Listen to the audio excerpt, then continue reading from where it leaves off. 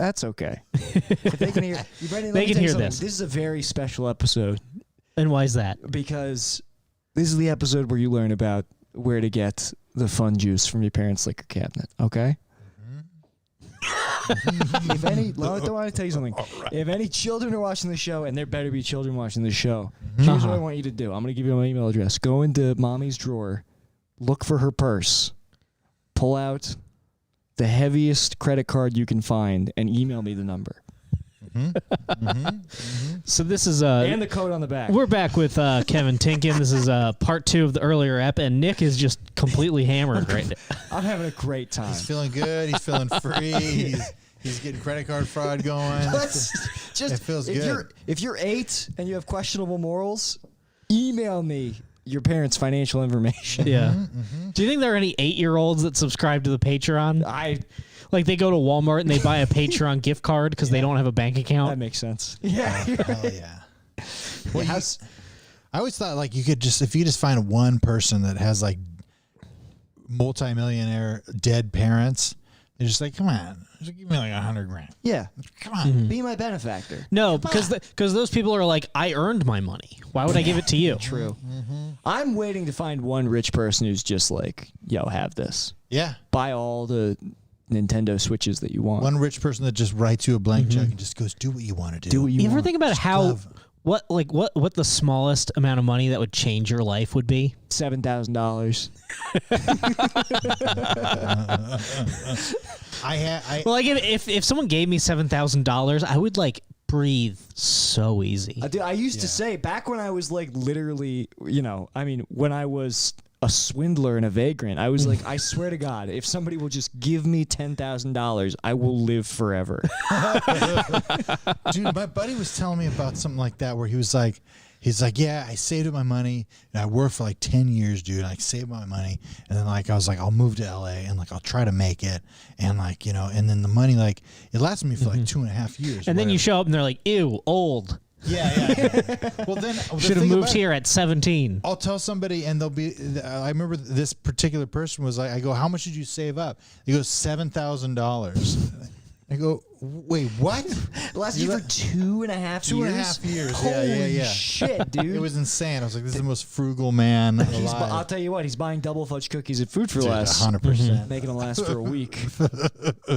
That's the way to do it. That's what you have to do. Dude, I used to do this when I moved here. Your diet used to be only desserts. When I moved here, I talked about it like it was a life hack. I had this roommate, Sean Preston, and I would go to the grocery store with him, and he'd be like, dude, I'll buy your food. And I was like, no, man. I would get a 59-cent bag of ciabatta bread, and he'd be like, is that all you're getting? I'd be like, this is all you need for 2 weeks, dude. Well, yeah. And I would just eat ciabatta bread with butter on it and be like, I'm nourished. Yeah. It was insane. It works. It gets the job done, I want to get to the point where I'm eating like Kingdom Come Deliverance, where there's just scattered around my day are various boiling pots of stew. And I just stop and hit E. I eat it, and then my hunger meter goes back to 0. I mean, I will tell you, I was dating. When we were living in the house, I was dating a girl who was a biomedical engineering major at USC, and I had her over at the house. So they don't know anything about nutrition. Damn. Yeah, there's no way. I had her over at the house to fuck her on my air mattress that would deflate as we were fucking, and also there was a bunch of cat shit like buried under the Super Nintendo cartridges. God. But I've been living in it, so I couldn't smell it. It's like if you work with cows, you stop smelling cows. God bless this woman, right? So and she came over to my house, and I was like, do you want something to eat? She was like, yeah, I'm kind of hungry. And I was like, just wait, I've got just the thing. And I went, and it was this is how you know I liked her, because I used my entire stock of ciabatta rolls for the week. God. Cut them in half, put butter on them, cooked them in a toaster oven, and I brought her out a plate of assorted buttered ciabatta rolls like I had done her a huge favor. Now may I fuck you on my inflatable air mattress now? Dude, what a fucking... those are the stories. That's the good one. It was You must fuck well. I do. You have to. Can I tell you? I get a lot of very good reviews. Hell yeah. Hell yeah. Positive reviews. Speaking of reviews, make sure you go to the iTunes. Yes. If leave a review of how good I fucked you. If I fucked you and you listen to this podcast, please leave me a review. Please. If we could get 35-star reviews just from women that I fucked. That's got to be out there. That app has to be out there. Oh, total. Oh, it's coming. Like, Yeah. something like If that. you are a woman who I have fucked, please don't leave a review Yeah. My wife. of the One star. podcast. Of the podcast or my dick. One review. Yeah. I don't know. I used to get girls like would always say like 2 nice things about my dick to the point where I'm like, oh well, it has to be bad, Right, they're because I coming up know with it's not. creative ways to It's not compliment it. that, or no, they just be like, whoa, it's so big, and I'm like, well, it's not. I thought it was medium sized, so I guess it's really small. Yeah. There's nothing worse than being told you have a nice penis. Nice. I mean, that's not. Oh, your penis, super great. Oh yes.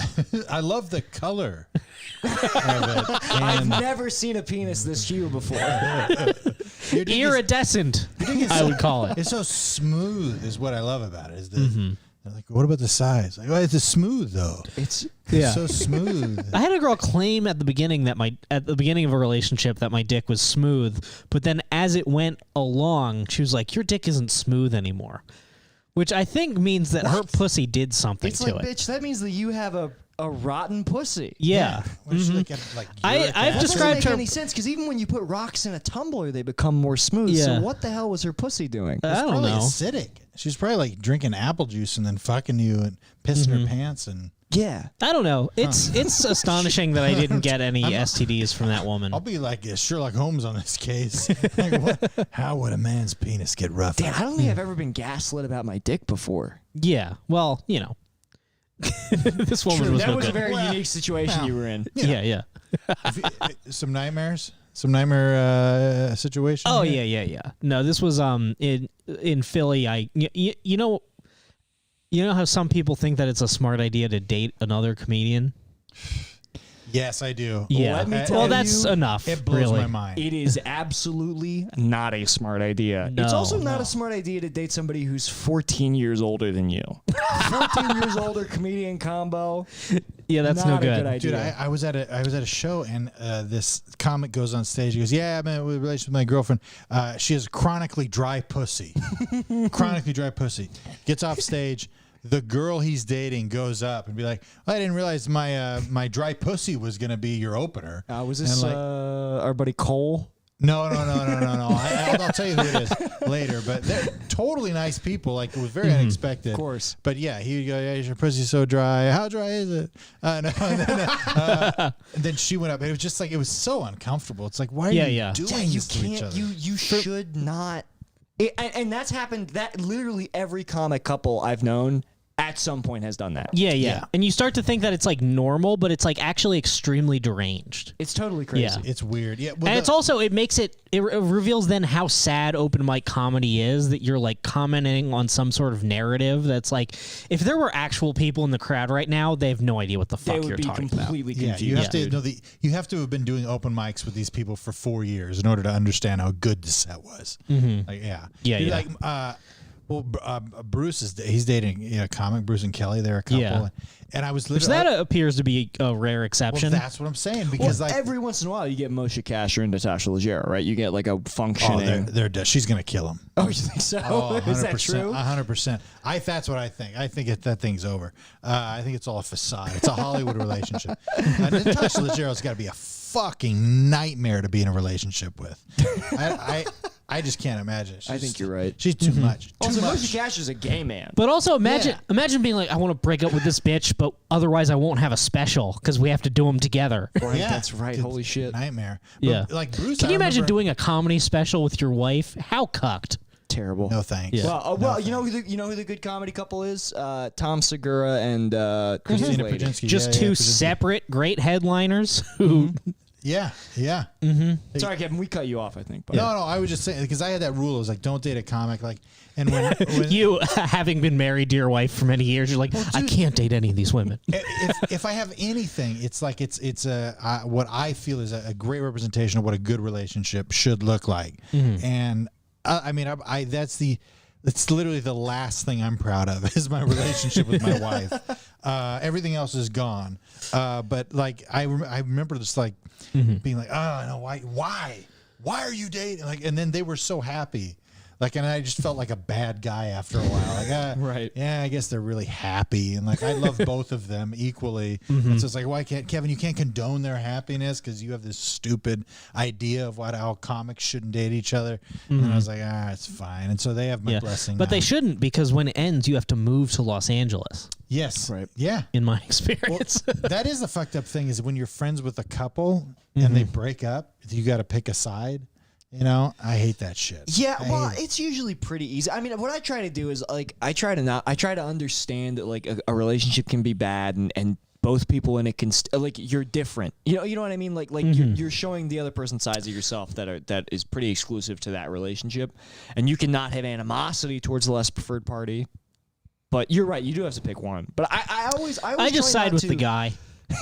I do it like boxing, where you just pick your own race. You're like, I've always picked the black guy at boxing. Yeah, always. I'm usually right. That's fair. Having been in a really toxic relationship, I always try not to like hate either party because I know it's because when I was in a really fucked up relationship where I was like objectively the one that had more being inflicted on them, people tended to defer to her, and I always told myself like I'm not going to. You got to believe women, Nick. You have to, even when they're 40 and mean, right? Yeah, totally. but I always just made that rule for myself. Where I'm just like, I understand that like people, and because I think I understand how people could have like positive opinions of somebody who's bad because they're not that person to them. But I never want to I never want to disbelieve someone in my belief of somebody else. Yeah, that makes sense. The biggest fight that my wife and I have gotten into in recent years, we rarely fight, knock on wood or whatever. But we had two very close friends that got married about the same time that we did, and then they got divorced. But these people, she wouldn't have sex with them for the first 2 years of their marriage, like because she had some sort of mental block or whatever. And so just constantly, he'd come over, drink, and be like, "Hey, buddy, how you doing?" He's like, this bad, it's all. I knew it's bad. It's bad. It's no good. And then I'm gonna kill her and the kids. Real talk, dude. Because I used to run this what was called Friday Night Man Nights when it was literally just me. I have to. Dude, I feel bad because now like a lot of my buddies, they don't have a group of friends to hang out with in Fresno, like my Fresno buddies, where I'm from. And so like I see them like struggling to where like having a group of men that they could gather with just to bullshit and drink with or just be around once a week. Like this is your safe space. They don't have that now. So they're like, I feel guilty because I'm like, I was organizing all that shit. But all I had to say, like this guy would come over, he'd tell me what was going on in his marriage. He would tell us, he'd like pray for us. Like she's struggling with this, emotional block. You and all your boys take hands and pray that your buddy gets pussy. Dude, a little bit. Real shit, dude. A little bit. Yeah, I'm for this. And so, we used to, didn't at the very beginning of this podcast, or was that, no, it was on Robert's stream. It was on Robert's stream. We would pray for pussy and we would pray for fortune. Dude, you got to. We'd do it with the viewers. And then at the end, we'd look at the chat and it'd be a bunch of amens. Let me tell you something. Dude, I love it. I'm drunk enough. At the end of this Patreon episode, I will lead us in prayer, dude. Okay. Because I used to lead prayer in my youth group. I will take hands. I will lead you in prayer. I'll handle fucking snakes if somebody brings a snake in here. Okay? But dude, the couple, they end up getting divorced, and then my wife's like essentially like fuck him, like how because he basically left. What, her. he wanted to lose his virginity? Yeah, basically. And I mean, so they hadn't fucked. No, they did. They ended up having sex 2 years in. They started having sex, and because they were like me and my wife. They were both virgins beforehand, and churched. Like, the church shit just fucked with her enough to where her vagina was like trying to obey the rules of Jesus and not open, and so he couldn't have sex. Like it was bad, right? And then they get divorced, and I'm just like, my wife, I go, "Did you hear about what's going down?" And I'm like, "Yeah, it's totally logical." Like, yeah, they weren't having sex, she wasn't, and whatever. And my wife's like, "He's an asshole." I'm like, Yes, but it's an important aspect. This is what happens if you refuse to change or evolve, and like you gotta try. Like, I don't know what. And and then I'd go hang out with him, and she'd just be like, "You fucking piece of shit." Like, and I felt bad, but I saw him. Like, it was. It's. I mean, it's difficult because it is like, you know, I empathize with the lady in that relationship for having some kind of mental block because that's totally real. But that in a way is like a very intimate kind of rejection that like. Yes. It sounds like yeah. I think women do this, where it sounds like that's like a version of the same how like now girls like won't take their mask off in the store, and it's like, no, it's okay, Right. like it's over, nothing bad's gonna happen. Like, they're like, no, I'm just gonna keep it on just for safety. For safety. Well, the church fucks you up so bad with sex, and like with your anatomy, it literally if you can't get your brain to work around it, you can't produce the essential lube. Right. To have sex, or like it's just like, and you're just terrified because your entire life you've been taught that even if you look at your vagina, you're going to hell or whatever. Right? Yeah, and then suddenly be like, all right, go for it. Yeah, it's important. Yeah, you gotta go. You said the special words and exchanged the pieces of metal. Yes. So right. Yeah. We exchanged the precious metal. Damn, what is this, a Pete Holmes bit? That rocks, dude. Put it in. Listen to me now. We said the magic words. We exchanged the metal. I get to fuck you. Yes. That's the way it works. How crazy is that? Yeah. Yeah, that used to be all of alt comedy. It was just like disbelief at the mundane. Dude, that was my tweet a couple weeks ago. Was we named all the birds? Yeah, I replied to that. Yeah, yeah, you did. That's right. I was proud of myself. I was like, this is good. It's right up his What was your It reply? was a top 10 tag. He said, we've named all the birds, not 99% of the birds, not 70% of the birds. We named all the birds. Right. Like, can't believe this. The blue birds. Like it was like a Pete Holmes It was a thing. Pete Holmes and then bit. I said, I'm on board as long as we change birds to genders. And I was like, We've named all the genders. All of the genders. that's the only tag I would have accepted.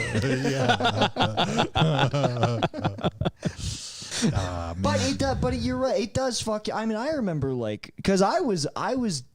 It's funny, like going back and realizing how deep in the church I was, which I don't think I registered until I was like, oh yeah, I was like traveling the country doing puppet ministry when I was like 14 years old. Yeah, which is crazy. Yeah, like, I mean, where my church it was like my church was not like oppressive or controlling in any way. Where like to the point where I think it was ineffective as a church because they were just like, it's okay if you guys don't believe in this. Oh, really? Yeah. That sounds like Unitarian shit. Like well, when I was, it does, but we were Lutheran. That's wild. What but I think that just Lutheran, just Lutheran. But I think there was like this one like vicar who became a pastor. Or something. R, huh?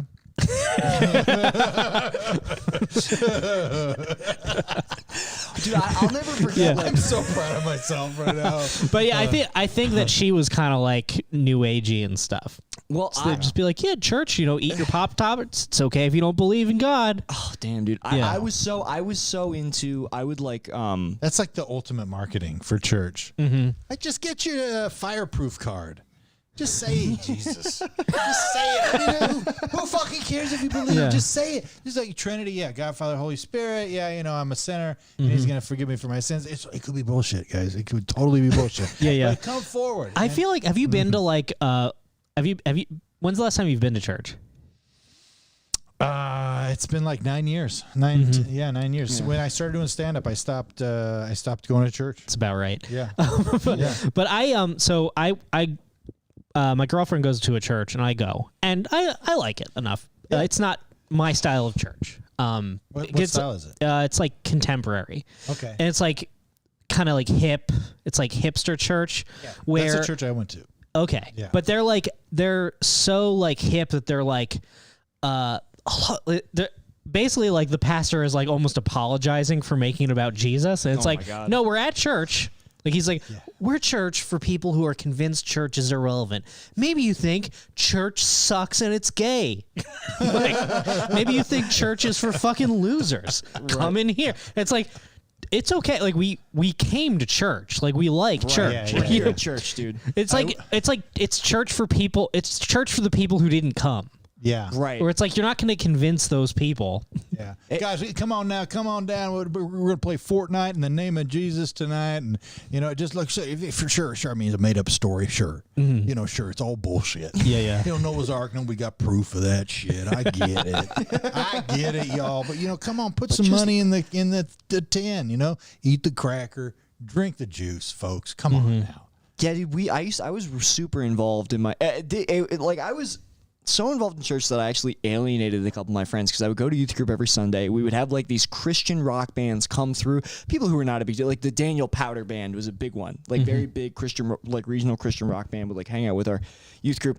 And the first place I was exposed to comedy or performance was church. That was the first time I I think at 9 years old, I was King Josiah in like the religious musical that we did, and then I was doing puppet ministry. But we had this religious improv troupe come to church, and I thought they were just the fucking best. I can't remember their name, but they had a DVD called Duck Tape with like a fucking duck on it, all that shit. And so I was like, when I was 11 years old, I invited all my friends from the neighborhood. I convinced 5 guys, really hyped it up, kind of how I convinced you to move to LA. It's the total same thing. You're just like, there's no downsides. I was like, you gotta come see this fucking improv Rent troupe. is so cheap. So cheap. You're gonna love it. I haven't been paying for 3 months, but you'll be fine. So, and I was like, you gotta come. They're so fucking funny. They do it right. Right. I always fucking forget the name, but they do it right where we would all go to worship every Sunday. I was like, you guys are gonna love this.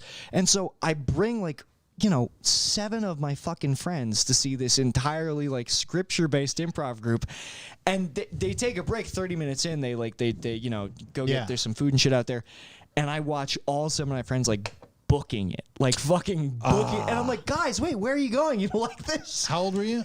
I had to be 10 or 11. Yeah. That I convinced Wait, them. this was Christian improv? This was Christian improv. Yeah. Jesus Christ. So imagine the only way that improv could be worse is scripture-based improv, dude. Yeah. And I remember feeling so insanely rejected, as they were they hated it. Yeah. They could not fucking stand it. Dude, I literally convinced, I don't know if I convinced people, but when I was going to church, the youth group got huge. When I was in junior high and we were kind of the cool kids of the high school and the junior high. It was very weird. Yeah. And so it was so easy to just stay in it and we'd convince people, come out to locker. We're going to, there's going to, audio adrenaline's going to be there. It's going to be, you guys are going to be blown away. Mark Lowry's going to be doing a song about Song of Solomon, guys. And it's going to be great. And it got to be cool to where so many people were going. And it was I never had that moment like you were talking about where people were I had to make a sacrifice or anything. Yeah. It was just always there until I was 30 and I was what the hell? What am I doing? What is going on? But yeah, I miss the community. I miss the group, that feeling of Well, it was when I was living in my car, part of the reason why, I would park down at the Culver City steps, down in the big Baldwin Hill down there, and the only radio station I would get would be the religious station. So I'd listen to Alistair Begg and Greg Laurie, and it was incredibly comforting to me. Yeah, because it took me right back to youth group every Sunday. Something about this town makes you need you're from California, but moving to LA and then just diving in, and I'm just I think I need religion in my life because I am very scared. Dude, LA's a whole different bird. I mean, it's a whole different animal than any other city, even in California. Because I'm from Fresno, which is very it's a Central Valley is super conservative. It was this conservative armpit in the middle of California. It's so weird. I have an accent. I don't know where it came from. It's from. It's really weird that exists. But I miss church just because it was the last time that somebody, everybody around me was telling me you're doing what you need to be doing. This is, dude, we're so proud. People telling we're so proud of you. You're making all the right decisions. You're a man of God. And I just remember that feeling, and I miss that. Because nobody tells you you're doing the right thing in LA. Everybody's basically yes, what you're doing is shit. It just feels bad. Dude, see, there's something I think I got to find something other than Lutheran to bring my kids to someday. Because I think my church, it was everybody was doing like the bare minimum. It was like, okay, we're gonna do the service, but if someone like wants to like talk to me about God while we're like getting coffee in the like in the hallway, it's like chill out. Chill, Yeah. Jesus, that's for in there. Like, Yeah. See, I would be that guy who would like. I remember I took a guy to coffee once, and he filled out like a connection card. So we used to hand out cards or whatever at the service, and then if you wanted to meet with somebody, then you'd fill out this card, and then I would get the cards, or like a group of people, and they would have they give them all to you. Yeah, well, no, there was like a delegate, there was like a group of people that we give to, and I remember I took this guy to Uncle Harry's bagels. And I'm just going like, so like, tell me a little, we're talking, we're going through this thing, and after a while, like he kind of like, he's like, so did you only want to hang out like you're supposed to like teach me about the Bible or whatever? And I was like, yeah, you filled out the card or whatever. And so then, it's like, so that's the only reason that you want to be friends with me? And I was like, I mean, well, that's how this whole thing started, because you filled the card out. And he's like, well, I know more about the Bible than you do. Oh, shit. And I was like, hey, this is great. Then you can teach me about stuff or whatever. And he was so upset, though. He was like furious. He's like, this is bullshit. You're only doing this because they told you to come hang out with me. And I was like, I mean, yeah, that's the only reason. How else would I have known to talk to you other than and we're arguing in this bagel shop. Damn, this is such like a girlfriend argument. Dude, it really was. It really was. I got in trouble. I want you to want to talk to me. I don't want you to do it just because I filled out a card. Dude, I remember I got in trouble. It was the summer. I think I was like 12 or 13. I came back from the Great Escape, which was like a big church retreat. And I was hanging out with this kid that I went to school with, Nick Tanasakis, and we were just like hanging out down at the beach, like near where I lived, like on the Severn River. And somehow we got on the topic of God.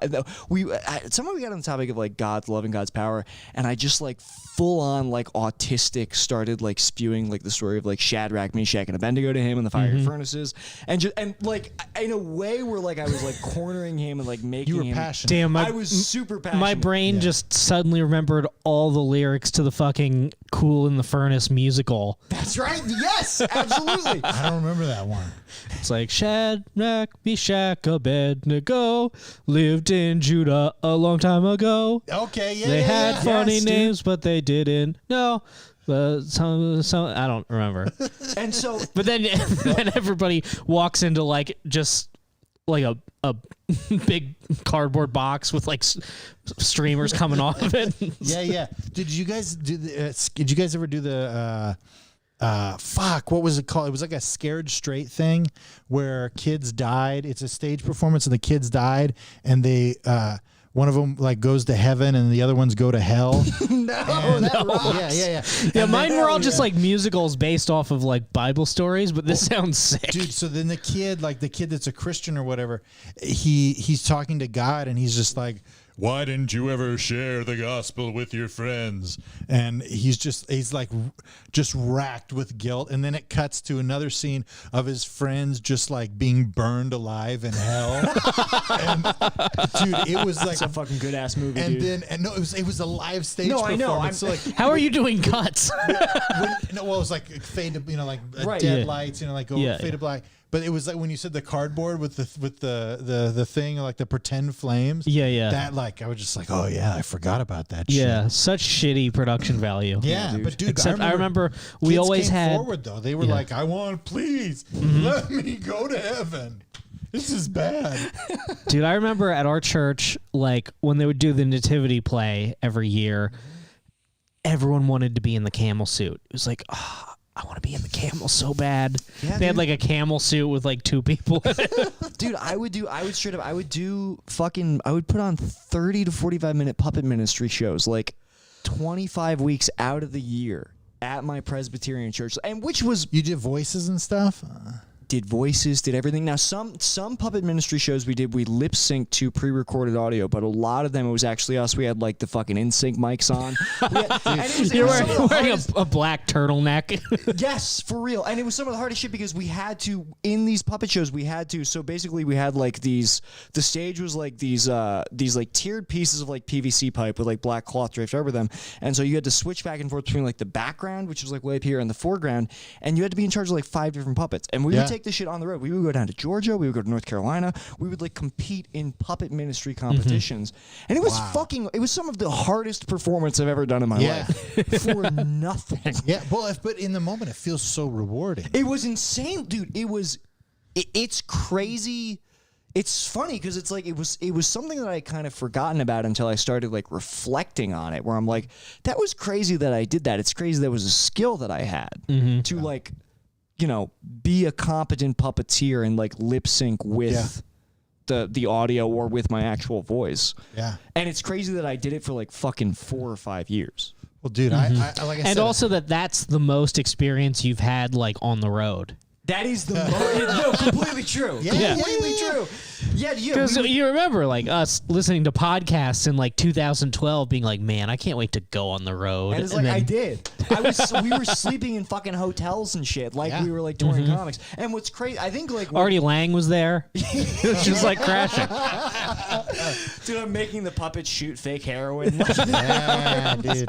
Well, it's like that's ministry. I think what's crazy is like what I really thought about thinking of is like my choir instructor, Miss Jeannie, who like always like would give me like solos and she cast me in all the church plays and stuff. Like she really thought that I was like special and good and had like a purpose in the church.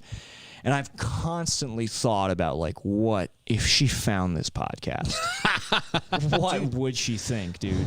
Dude, I helped start the church that is now a gargantuan 9-campus church. There's 9 campuses. I started it. I literally was a living room like this, and we talked about what we wanted a church to be like. I was like a freshman in college, and like we started it like together. And then I would do the announcements, but I'd make the announcements hilarious in my opinion, and in the church's opinion at least. And like they would tell me, hey, we got small group, we got summer camp coming up, nobody's tithing, so and then okay, go. And then my buddy would just film me just like this, and he'd just be standing there and he'd go, and I would just make up funny jokes about that during the whole process. And then I would play the drums on Sunday, and I was fucking loving it. And then I would do I was so involved. I was able to be completely insanely creative. I got a little older. We started making fun of the church in the skits that we would do. Like where we would make fun of the pastor, we would make fun of how there was so many young, attractive, single girls that were coming to the church, and like because people would joke. Yeah, you definitely want to roast the girls coming to church. Yeah, real talk, because the church would get popular with young people, and it'd be like I don't know if anybody's been to the Central Valley of Fresno. I don't know what it is, but there are just a bevy of gorgeous women in the Central Valley. I don't know. Whatever that is. It's also the most ethnically diverse place in the entire world. There's more races in Fresno than there are anywhere in the world. Nice. And so I don't know if that has to do with it. That's true. Huh. At least it was like 7 years ago. When I like a lot of babes. Well, they got rid of them. Yeah. I'm sure it was 70, but they got rid of them. The clan took over. It was fun. No, but like I was able to get all this fulfillment, just like you're talking about, like this fulfillment of doing all these cool things. The band that I was in, this worship band, we started writing original music, and then we were going to go on a tour. Like we had a tour planned in Germany to go, and I was going to play my fucking drums in Germany in the name of the Lord, and I was so pumped up. And then the 2 lead singers cheated on their spouses with each other. Yeah. Your fucking worship band goes all Fleetwood Mac. Dude, was it guy and guy or guy girl? Guy girl. Okay. Because guy and guy would be salacious. Well, and the dude, seriously. Well, and the church that I was a part of was all about transparency and openness. Like our profit and loss statements were like on the website. Like you'd literally just click it. You could see how much money we were making. Oh wow. How much everybody was getting paid. It was like trying so hard to be a good church and not fall to all the bad shit that happens in church, especially with money and stuff. And so they ended up cheating with one another. And then when it came out the next Sunday, the pastor was talking about it from stage. And then the worship pastor had to like address it and talk with us. And then in smaller circles with like the worship group, like we got fucking details on shit that was happening. Damn. Like that they were like, she was showing her tits on the FaceTime, like they were FaceTiming each other, and she was showing her tits to him and stuff, and she was gorgeous. Like it's so funny to like not only overshare the pastor's like, these two in our congregation, they had sex. Doggy style. Dude, how do I get into gossip church? Dude, it was because the whole point was like, we're not going to have secrets. This is what's happening. Chris has to, or I should, it's a Patreon. He's leaving. He's got to leave because he was unfaithful to his wife. Right. For sure. He's going to move back to Texas. He's going to work for his father-in-law, which is so fucking insane because like he cheated on his wife. They have kids. They had just adopted a kid. Oh yeah, and he's working for her father. He gets fired from the church for infidelity, and then they move back home, and he works for his father-in-law. And I was just like, Jesus Christ, like, damn, this is insane. Yo, this is girl brain church. This is my kind of church, dude. It was intense. And then we're like, we're gonna get a new youth pastor, or we're gonna get a new worship pastor now. And then I'm like, oh, who's this fucker? It's like, all right, guys, this time no one's gonna fuck each other. We promise. Oh, dude. Well, the thing about it too is like, and I remember talking to my buddies, like, because we used to have like those Friday night man nights where it was just a bunch of church guys. And the premise was, we all love Jesus. We get it. We love Jesus. You love Jesus. You love Jesus. I love Jesus too. Hey, you guys want some fucking whiskey? Yeah, and let's get to real shit. Let's do chat roulette together and hang out. You know What? Whoa, Kevin! Dude, That's fucking insane. It was. We did it for like 12 years. It was like there was always a bunch of dudes in my backyard just hanging out doing this shit. And so then in those gatherings, I remember because the female worship pastor was so fucking gorgeous. Like she was like on anybody's opinion a 9. And the most critical person would say she was a 9 out of 10. She was gorgeous. And then this guy cheats on her. And so, of course, all these well-to-do, meaning Christian boys are like, "What? Hey, so, like, what happened? Like, did she blow him or what did he think?" And okay.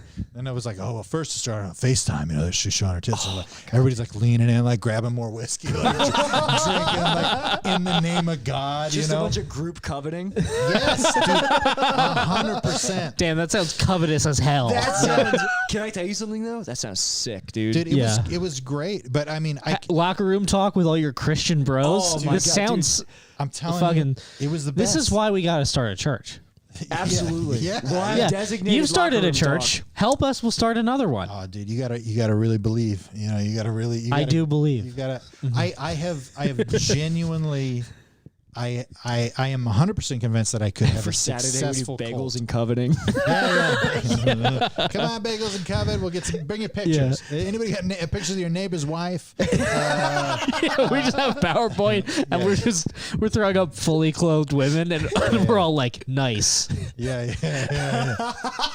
Can we rotate this 360? I'd like to take a little peek. We have like 3D like photometry or whatever. Yeah.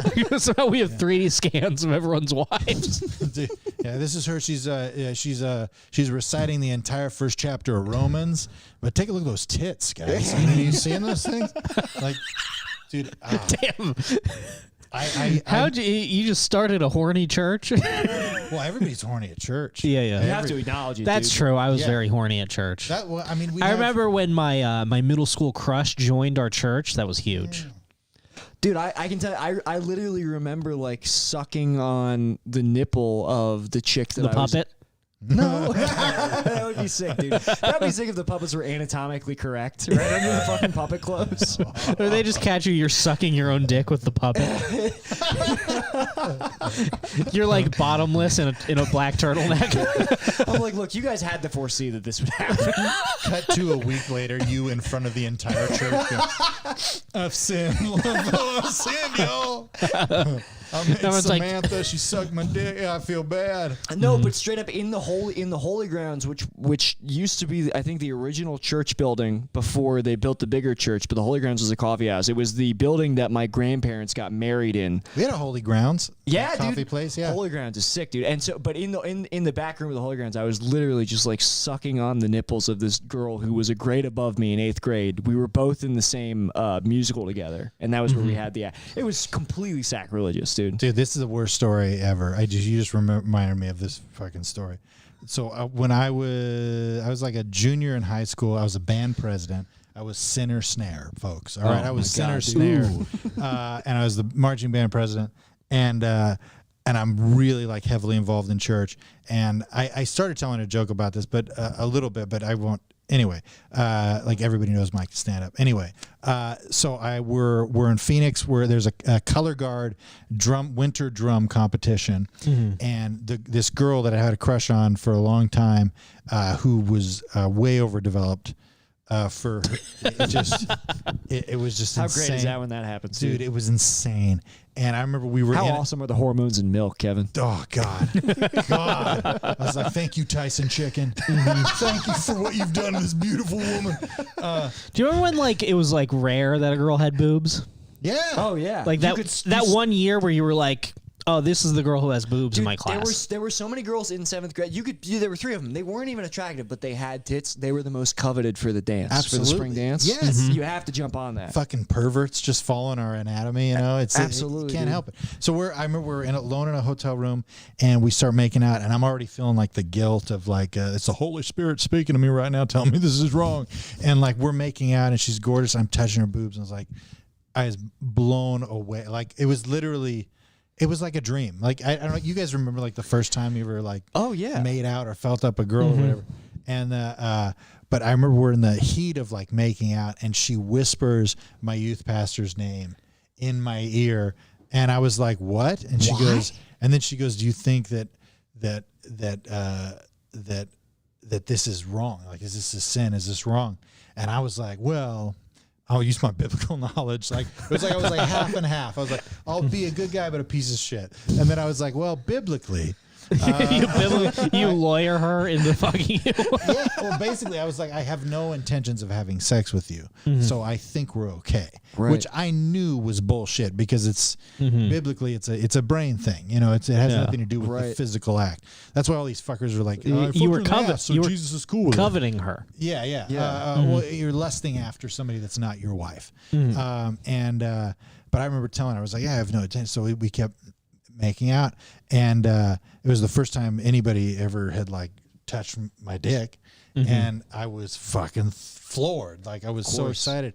But she was in the color guard, and so she would flip rifles. Like you guys remember color guard? You guys remember that shit? Yeah, of course. So you flip these girls, like they literally practice like 9-10 hours a day of flipping fucking swords and rifles. Needless to say, she had the calluses of a 45-year-old lumberjack. Oh, dude. And so she fucked my dick up like bad, and I did not want to say anything because I was so like grateful that she was even willing to touch me. Thank you so much. But it was bad. It was really bad. And the one time I've ever told a story on stage, and the reason you'll find out the reason why I stopped is I said she was in the audience. Yeah, she's right. No, I said I knew it was bad because I was grateful that my dick started bleeding because then there was at least some sort of lubricant. Oh my God. The audience simultaneously all pulled 45s out of their pocket and blew their heads off. It's like, I'm never telling this story again. Jesus Christ, Kevin. That's a fucking Marilyn Manson ass story, dude. Yeah. Using fucking blood as lube. But it was bad. It was bad. That is twisted. But then I remember telling her, like, at the end of it, I was just like, because I was before. I said, I don't know how I'm going to feel tomorrow. Right. But I know how I feel right now. And I'd love to continue this sesh of touching your boobs. This beautiful moment. Yeah. But, oh, man, I felt so fucking bad. That's crazy that she's so bad. That's fucking. Yeah. It's Did you think, like, God wounded my dick to punish me? No, I never did think that. I never did. Like that, I never. Oh, you didn't think it was like instant karma? That's interesting. No, I just remember like thinking, how am I going to convince one of these desk worker women to jack me off? Somebody that's never seen a day of labor, hard labor in their life. Just smooth hands. Yeah. Good time. Church. Dude, I remember like we went on one youth retreat where like it was the youth pastor's son. He and some chick where we were on this youth retreat, there was like there was a small lake actually, and on the other side of the lake there was a riverbank or whatever you would call it, and the forest was like right behind it, and he was full on like fucking another girl, like on the. But Wait, it was like the 8 o'clock. pastor? Wait, who is No, this? The son of the youth pastor. I should clarify. The son of the youth pastor who was on the church tree These with kids us. always the worst kids. Dude, 100%. Always the worst kids. 100%. So he was fucking some other girl who was on the church tree. There were like 3 different churches on the church tree. I think she was from ours. And so on the bank of this river, or this lake or whatever, they were like having sex in the dark. Sun had already gone down, but people saw motion, so they got a big spotlight and fucking shone it on them. No. And it's one of those things where it's like the woods are right there. Yeah. Go to the woods if you're gonna. It was really. There's something about strange. being young though. shining You're the- like very confident that you can't be seen. Yeah. Like I remember, the like bat signal comes. yeah, like I remember fingering my first girlfriend just in the middle of the yard. Really? Just, I mean, it was night, but it was like, I mean, the moon was out somewhat. It was just in the center of the backyard, and now I'm like, that was plainly visible. You had her in Yeah. the grass, dude? Yeah. Damn. Because That's like good what times. we would be like, oh, we're just gonna watch the stars, and then I Yeah. would just True. go, I would That's- finger her. That's the best. It's been a real minute since I've fucked like, on the earth and ground. Mm-hmm. You know? You got to do it. I think bro. that's how You you're have supposed to to. do it. Can- You think you're Connection. supposed to fuck on the earth and ground? I think that Yeah. I With think the ants and the beetles, Brendan? I think that my dick would get harder if I was like on dirt. Oh, dude, Yeah. I'm not trying to have an orgy with fucking. I can't come unless I built a log cabin in at least 24 hours. You know. Yeah, yeah. And I'm outside in the woods. I don't know if I agree with having sex amongst like dew and creatures with exoskeletons. Oh, you need that dew. You don't knock it until you tried it, bro. Yeah. Dude, I took me and my wife went on a Valentine's Day trip. Like this is like 10 years ago, and we went to Morro Bay, and we were there with another couple, and we were hanging out or whatever. And then we're like, hey, we'll go to. I'm like, baby, let's go walk on the beach late at night. And the whole time I was trying to convince my wife to have sex with me on the beach. On the beach. She was like not interested at all. And I just remember like, come on, baby, fine. Like I brought a blanket, like let's lay down or whatever. She's like, let's just keep walking. I'm like, my legs kind of hurt though, I want to like lay it. She's like, nah, it's good. This is beautiful. Thank you so much for this trip, baby. I'm like, yeah, there's a way you could thank me. Maybe real helpful. Or she's like, let's go. Hey, we should go over there and check out the lifeguard tower. I was like, fuck. I just remember I got back my buddy Chris, who was with us, the couple, the man and the couple. And he's like, hey, hell yeah, dude, you guys went out to the beach? And I was like, no, dude. Nothing happened. Nothing, dude. He was like, oh, sorry, man. Dude, the one time I thought I was gonna have sex on the beach, I wound up getting arrested.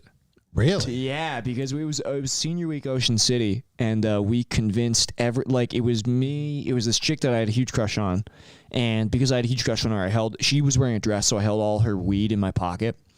Hell yeah. And this other stone kid came and ran Ocean City, Maryland. He was like, it was 2 a.m. He's like, you guys have to come to the beach. It's like being on the moon. And we were like, well, you sold us. So we fucking, and by the way, we passed 5 signs that said being on the beach after midnight is not, illegal. It's illegal. Yeah. Which it shouldn't be. How can that be illegal? It's so stupid. It's because I they know wanted that a fucking excuse to arrest kids who were partying at senior week. Yeah, Dude. yeah. And so, I went down there. God made it. What, you think this belongs to you? Yeah. And also, Police? the fucked up thing is, dude, the cop I 100% saw all the cops that came down to arrest us. These are the creepy fucks in Ocean City, Maryland. We passed by other senior week houses where there were literally cops in uniform with their arms around 17-year-old girls who were fucking drinking. It's just total fucking creeps, dude.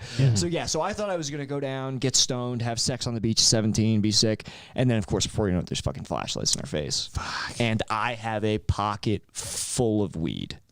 Oh, shit. Yeah, so I got loaded. I got fucking. And that's when you swim away. Let me tell you something. If I could do it now, if I could fucking travel back in time, I would absolutely swim out into the sea because I'm not afraid of the water. Yeah, yeah. I'm a Well, friend of the fish and The the cop's sharks. gonna follow you? No way. They're not gonna. They'll jam their guns up. They're wearing fucking expensive uniforms, dude. I can tread water for hours. Okay, Bro. yeah, dude. That would be so. Or what would be even better is the cop shines his light on you and you just start burrowing like a hermit crab. Yeah. Yeah, I should have just dove. I should have just drilled my body into the sand. Just leave the girl there for the cops. Just, bitch. yeah.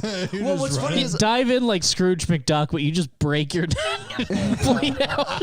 You just die.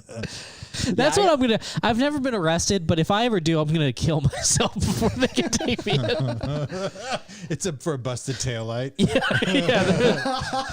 They're like, sir, and I'm snapping my own neck. Like, sir, stop. Jesus. Oh yeah, dude. Yeah, I got loaded into the paddy wagon. It was a fucking rough night for 17-year-old. Spent the night in jail? I went to jail, and then they had a center for like youths, and then my fucking dad came and picked me up. But I had to get all my shit back from like the senior week house, so like he like dropped me off in the driveway. I had to like go up, and like everybody saw me.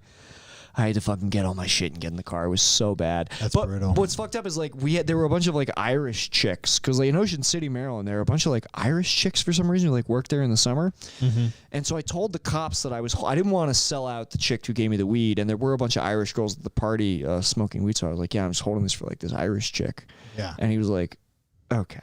But then so the paddy wagon's going around fucking picking people up, and then like 2 stops later, they pick up a bunch of Irish chicks, and they're like, you come out here. And they had me like, they wanted to see if I like knew these fucking Irish girls. I was like, I have no idea who they are. And they're like, all right, well, you're all going. So they just threw us into the fucking truck. Different Irish chick. Yeah. There were an abundance of them. And they told me, let me tell you something, these Irish chicks, I was stoned and drunk enough that they told me that they didn't have Wednesday in Ireland. It skipped from Tuesday to Thursday, and also that they thought I had the eyes of a rapist, which was like a crazy thing to shout across the beer pong table. That is the weirdest like gaslighting I've ever heard. Let me tell you something, Kevin. I was super into it. I was like, all right, nice. I was like, yeah, cool. If you're down, I'm down. You know? Wow. Yeah, I've never been so negged by somebody from fucking across, the Great Pond, dude. Yeah. I will say, greater than having sex with somebody, I think that feeling, that anxiety of trying to like, we're going to go to a place, maybe we'll get, maybe, like that anxiety of a first date of like, I think I've fallen for this girl. Like that feeling, that is one of the feelings that I get a little bit like, I don't know, jealous of or whatever. Like, cause I would say I'm never gonna have that again, Well, yeah. I mean, I will say like I can genuinely say like one of the best, like the girl that I dated before I moved to LA and then was dating like while I lived in LA, like we went out on a date. I like took her on a date in Annapolis, and like it was like a good date, all that stuff. And then like at the end of the day, I like took her back to my car. I kissed her, and she was like, I was not expecting you to kiss me. I was like, do you want to go back to your place? She was like, yeah. And like it was and gorgeous girl, like really good match. The relationship just didn't work out, but it was one of those things where like as it was happening, like having sex with this girl on the first date, it was like, this is beyond just like the conquest of it. It was like, there's something really exciting about this. Yeah, absolutely. It's a hit of adrenaline. That the way that you recapture that later in life is you just have to let your relationship get worse so that you get back to the point where you're like, ooh, does she like me? Yeah. I think I might squirt. I think I'm starting to win her over. Yeah. I'm actually getting back to that place right now where I'm just like, oh man, dude, my wife, we had sex like last week. We had sex like, what was it? Like when the stars were out. I can't remember what the celestial body was in the sky at the time. But I remember I just asked her if she wanted to go watch a movie while the kids were watching a movie in the living room. And then she like, I didn't want to have sex at all. I was just like, let's watch like, I don't know, Curb Your Enthusiasm or something. Great to set the mood. Yeah. Just fucking do doodle-doo. Yeah. Just like, oh, fucking watch the storylines. It's going to all fucking sync up at the end. And is that the first time somebody simulated sex on the pod? Yeah. But Do you want to fuck the stool? Yeah, I would just say, but now it's just like, I'm like, so like, I was not interested in having sex. I was not horny at all. But I was like, I gotta take advantage. I gotta take advantage of this moment right now. I gotta Louis my wife. Yeah, you have to. I blocked the door. I just started jacking off. You called her on the phone, started jacking off. Yeah. It's like, just breathe louder. Man, Louising chicks rocks. Like when it's consensual. The consensual Louis. For sure. But yeah. Have you ever done this one time with my girlfriend? I just she went to the bathroom. We were not about to have sex, and I just started jerking off. And I was like, I bet this will be interesting when she comes back. I mean, it's a nice way to let your girlfriend know that you're in the mood in a spontaneous way. It's like, yeah. I'm not even comfortable in front of my wife. And of course, to if do she had that been like, "No, thank you," I would have been like, "I guess I'll finish this later." Right. yeah. Did it work? Yeah. Hell yeah, dude. It always works. The barn dog hog, dude. Women can't resist it. Except for most of the women that have resisted it. Yeah. Or more like it's just that like I'm so low T that like if I'm in the mood, my girlfriend's like, "Oh, thank God, finally." Dude, I shouldn't be on the. I shouldn't have said that on the air. I think it's okay, dude. I don't know. I try not to say anything about our sex life. I try not to really That talk didn't- about her at all on the show. That really didn't feel like over the line at all. Yeah, I feel yeah. like you're oversharing about yourself more than More than her. Yeah, It's great that your girlfriend wants to have like a healthy, intimate relationship with you. That's not negative at all. I got to talk to you about some low T shit too at some point. Are you low T, Kev? I think so. How could you be? You get your beard is filled in so nicely. I don't know. I know that I got fat. I'm less. I'm also. I just turned 40. Well, get it. So I'm like. You're 40? Yeah. You have the exuberance of a fucking 32-year-old, dude. Let me tell you. I appreciate that. That's good. It doesn't help at a job interview too much, but yeah, you seem like you're about 11. Damn, I did not realize you were 40. Yeah, you don't have 40-year-old energy at all, dude. I appreciate that. I don't know if that's good or bad. Like all my friends have houses and like careers, and I'm just like, someday I'll get there. It's, you know what, dude? That's when at the end of life, you know, when it all flashes before your eyes, I think you're gonna have a lot more meaningful experiences than people do. That's Plus, what you're not like you're not the kind of guy who's like put off things to. Yeah, that's true. I literally, because at 30, when I left the church and started doing stand up, it was like I'd never done drugs. Like I'd gotten drunk, but it was like I felt bad about it, you know, before. I never did any of that shit. And now I do consider it like life is like kind of like a culmination of experiences. Absolutely. You know? Where it's like, I want to try this. That's why I want to try DMT. Like, I remember the first time, I don't know if I Let me know if you get your hands on that stuff, by the way. Yeah. Well, I know, I know a Connect. I'm aware of a Connect. I would love to. He has a vape DMT thing that you can essentially buy. Okay. But, let me know about that. His name's Jerry Lawson. His phone number is I don't know. His home address. Yeah. But yeah, like He's actually the sponsor of this episode. Yeah. What if we started doing ad reads for DMT? That'd be bad. Or just for like specific drug dealers. Yeah. That would be sick. Yeah, it's like today we are sponsored by Carlos. He is on the corner of. Look for the man with a red fedora. Los Angeles, fucking Beverly at 3 p.m. Yeah. But like I do feel like it was like there was like a shift that happened where I was like, I just want to experience stuff. Like, because when you really think about it, because in Christianity they always talk about like the consequences of your life, or like this experience. Like they think about it like a timeline that goes on for infinity, and that your life is just this blink. It literally is. And Christianity aside, it's like the life is such a fucking short thing. And the fact that we're born in the United States in this time with this privilege and this just the fact that we're born now, right when everything's about to change because aliens are real. Yeah. Right. But dude, it's just like, for me, it's like, hey, I want to experience life. Like I want to actually like good, bad, or indifferent, like have some of those experiences to where it's like, I don't want to be the end of my life and just be like, well, I worked real hard at my job and you don't want the flash before, you know, at the end, you want what flashes before your eyes to be like a succession of really nice rooms. You want experiences, you want connections. I really vibe with that, man. Yeah. Because I don't really care where I live. I don't expect to ever live in a really nice house, or I don't expect to have financial insecurity. I don't expect to have as much financial security as some of my peers. Yeah. But I do think that I can like still lead a life where I'm loved and where I make connections with people and where I have a lot of like happy memories to look back on. And that's fucking as good. Yeah. That's what it's about. You know what I mean? Yeah. Well, human connection, I think, is at the precipice of that thought too. It's just like influencing people's lives, having your life influenced by other people. Like just, I don't know. I feel like the older that I get, I keep having more and more of the relating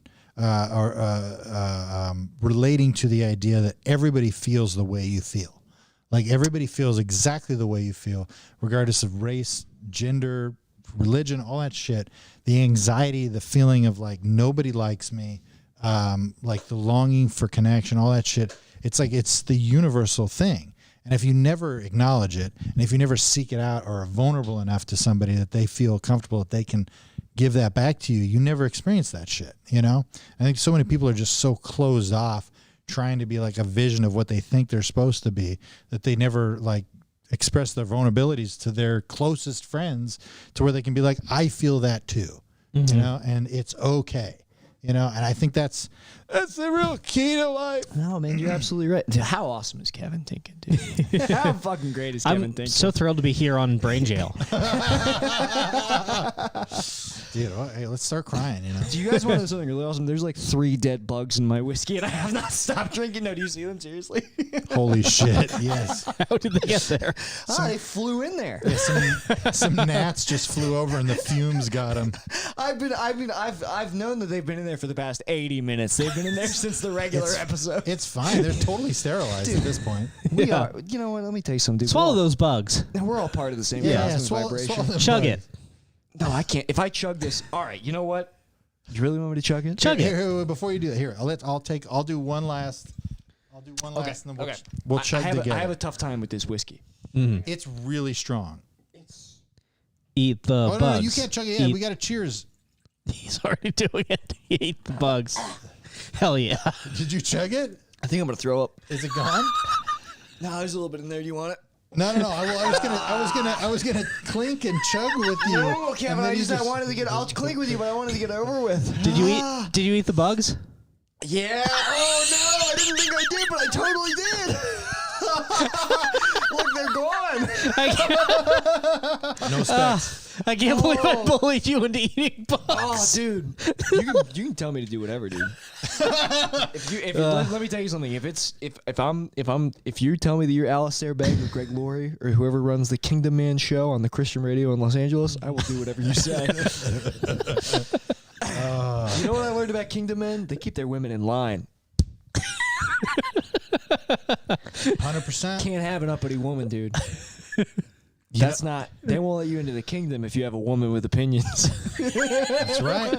Kevin knows about that. You gotta keep them in line. Dude, every once in a while. 6:05. Where's dinner? Yeah. Dude, every once in a while, I'll see like people like seeking out relationship advice, and we're like, "Yeah, my girl pretty much tells me what to do all the time, and like she said we can't do this, and she wants things to be." I'm like, I'm just looking at my buddy. It's like I would not stand for that shit for one fucking second. And she wants you to tell her she's fucking stupid. Absolutely. Like, you got to stand up. You know what I mean? Maybe That's this is right, the dude. whiskey talking, but women want to be led. They want to, dude. You gotta lead them. You know, and No, they want to be told what to do because they're fucking stupid. They don't know what the fuck to do. They're just dumb. They want special made, handcrafted leather wrist restraints. Yeah, they're just That's what they want, dude. They're just hanging out, or just watching their eggs slowly die, just hoping some man will finally lead them in their life. Dude. You know, Every woman wants to wear a leather dog suit with a leash attached and a ball gag built into the muzzle. That's why women want to date women. me, is because they see me and they can sense like a commanding, confident presence. Oh, absolutely, Absolutely. Yeah. Oh, they see you in under 5'10", and they're just like, "Who is this fucking sharp dressed alpha male?" So much power it just compacted down. Yeah. Is even more power. I bet he has almost what's considered a medically normal amount of testosterone. Dude, I told my girlfriend, I said, when we started dating, I said, "Now don't get it twisted. I'm gonna beat your ass." I just literally like almost threw up. I have the same problem. Like my eyes are watery. That was so spicy. It's really, really strong. My dude. eyes are watering from like just you guys drinking it next to me. Like I keep having to rub my eyes because they like sting. It's strong. It's some strong stuff. I don't know if I ever had the rye. Yeah. It's pretty good. My girlfriend's Asian, and I tell her, listen here, sister girl. I ain't afraid to beat your black ass. That's right. Sister girl. Sister girl. Hey, let me tell you something, honey child pumpkin pie. Honey child pumpkin pie, sister girl. Dude, I will beat your black ass so you look like the purple people on the art of the wall at Popeyes. Do you know what I'm talking about? Yes, I do. Have you guys seen those people Popeyes. on the wall at Popeyes? Yes. You have to beat you. Let me tell you something. Listen now. You have to beat your woman until she's the same color as the caricatures on the wall at Popeyes. This is why you subscribe to the Patreon, folks. Yeah, it's true. That's the only way to be a kingdom man. Get the real shit. Yeah. I'm sorry, Brendan. This is really, really strong whiskey. I wonder if the bugs had any impact on No, that's extra filling. That's So sick you ate those bugs, dude. It's not the first time I've eaten bugs to prove something. That was dope. That was dope. I remember my daughter came home. She was in 3rd grade. And she goes, man, I met this girl. She's really cool. I really like her. Like, she ate a worm today, Dad. I'm like, what? Hell yes, dude. She's like, yeah, she ate an earthworm. And I'm like, okay. She's like, she's really cool. I'm like, that is pretty cool. Like, she ate an earthworm. I'm like, good, like, cool. Interesting. Mm-hmm. Yeah, that's what Gen Z's doing now. They all eat worms. They eat worms. They smoke DMT before 7th grade. Yeah, it's all fluid, man. It's all fluid. Do you think there's kids like smoking DMT as like their first drug? Absolutely. Oh yeah. My first drug was salvia. Your first drug was salvia? That makes sense. Dude, actually, you know what? Not my first, but my second. It was weed. Well, I guess I don't really count alcohol, but it was weed, then alcohol, then salvia. And I thought that salvia was going to be more like a more earth-shattering experience, but it's not really for me. Oh man, for me it was the most hallucinogenic thing I've ever done. That's so interesting because I smoked. I packed 30x into a is salvia 30x. That was like how the packet was listed. I packed it into a weed one hitter that I had. Now, when I do psychedelics, I get a lot of visuals. Salvia gives me no visuals, but it gives me the very strong impression that my face is being cleaved in half by like a cosmic hatchet. Really? Yes, and that I'm splitting into kind of actually what I would compare it to. It's ironic you bring up worms. The impression that I got was like it's like when you cut a worm in half and both halves live. That was how I felt the first time I smoked salvia, but I've never gotten visuals from it. Dude, the first time I did LSD was with my buddy Chris Cruz, great comic, great friend, Fresno guy, and he told me afterwards because I had a great experience and I just remember like being very lucid and very like talkative and just deep and everything. And he's like, "You're not freaking out at all." Like he's like, "You have a very strong mind," and I think I do. I mean, I don't know if that's cocky or whatever. No, it makes sense. But I remember when I did salvia, the first one I was on a huge monster truck tire. I was going around and around, and I would see the people that I was doing salvia with, and the one guy that didn't do salvia, and I'd be like, oh yeah, oh shit, he didn't do it, and then I'd be like, oh yeah, he's cool. And then he'd go around, and I'd see him, oh shit, and oh he's cool, that's right, and then he'd come around, and then by the 4th time I did salvia, I was so used to it that I was like. I remember telling my buddy Blake, we were in his garage. I'm like, I'm on a train. Yay! I'm like, yay! Yay! I'm on a train. Your entire garage is flat. It's just flying by me, and I'm having the full hallucination. But I'm pissed because it's boring. This is damn. This for me is what when you have people who have like concurrent psychedelic experiences from because I've had some people tell me like, well, don't you think that like people seeing the same things when they do psychedelics because we're all similar on like a chemical, on like an amygdala level, but I've had such varied psychedelic experiences in other situations that when I do tap into things that other people have tapped into in very specific ways, it does seem to tell me like, okay, I think there might be something more to like vibrating at like a higher level of consciousness. Yeah. You know what I mean? Like the vibration depicts the type of trip that you have type of thing? Yeah, for sure. Yeah. Like, yeah. It's like you're changing the channel on your trip. Yeah. And there are channels that maybe we've all tuned into and seen. You know what I mean? Yeah. Like, well, that's why this whole thing about I was talking about on the non-Patreon episode where this guy was saying that it was all about meditating to speak with, like, to channel these aliens with their astral projected bodies towards you because you're on the same level mentally that you're communicating without worrying about the physics of travel. Yeah. It's another thing where like I used to meditate. I've fallen out of it, but but periodically I'll do medical studies to make like 10K in like a week and a half. And really, in some of these medical studies, you have to wear like an EKG halter, which like measures all your vitals. And when you're wearing an EKG, you have to be completely still for at minimum 5 minutes, sometimes 30 minutes, to the point where like you can't move your head, you can't talk, and it's really hard for some patients. But for me, because I used to meditate, it's really easy. And I've kind of lost patience for meditating. But when I do the EKG thing, I will slip back into a meditative state where like I won't get strong visuals like I'm doing LSD, but I will slip into like semi psychedelic states of mind where like I start to be unable to separate myself from like an example is I can't separate myself from like the beeping of like the vitals machine that I'm hooked up to. Yeah. And that's a completely sober experience. You can't have any drugs in your system when you do that. And it's interesting that I can achieve like similar states of like altered consciousness, like with nothing in my system. Well, that's what like the monk that Terrence McKenna visited that took a huge swig of his LSD 25 did nothing, and it did nothing. Did nothing. Yeah. It's that story trips me out so much, dude. So when LSD was being formulated in a lab, when they synthesized it, thank you. I was trying to figure out Hoffman's the word. formula. Yeah, they synthesized it. And at that time, there was no stigma about what LSD was. So they essentially, these scientists were like giving out the formula and giving people like just tons of LSD, like bottles full of LSD. And just to go, hey, experiment with this. We don't know what the fuck this is. It won't kill you. We need to get research on this. And like there was a lot less fear going into it. Yeah. And they got a lot of good shit out of it. A lot of amazing medical discoveries. But one of the things, like Terrence McKenna, I think it was Terrence McKenna. It was Terrence McKenna, I'm pretty sure. He visits this monk who's basically telling him that the experience that you're having on LSD is the exact same experience that you can have through deep meditation. And he was like this Zen master or whatever. And Terrence McKenna gives him the bottle of LSD. Like one little on a square little stamp will fuck you up. This guy takes a full fucking swig of it, and it does nothing to him at all. Because he just is already so unlocked. He was already in such a state of meditation. LSD trickle down your throat, you've had a higher dose than most people can even conceive. If you can feel the liquid of it, and the fact that it did absolutely nothing to this. That's one of my favorite accounts where it's just like, holy shit, dude. Yeah, that is reminding me of like a weirdo. Like I don't know, because I've just been on UFO subreddits for like the last couple weeks, and dude, we didn't get into it. I know. Well, we can. Yeah, we can.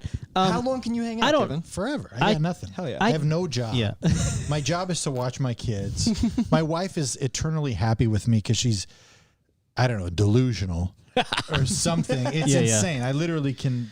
She's fine as long as I'm not dead. She's okay. But I don't remember any like the details of like who this was or whatever, but it was this person discussing their communication with aliens. And I remember getting a sense of like, I was like, oh, I think that this is bullshit, but also it's the kind of thing that like I don't think this person's telling the truth that this happened to them, but this sounds very plausible that this is what aliens would be like and what they would be doing. Yeah. Which was basically like they were communicating with aliens.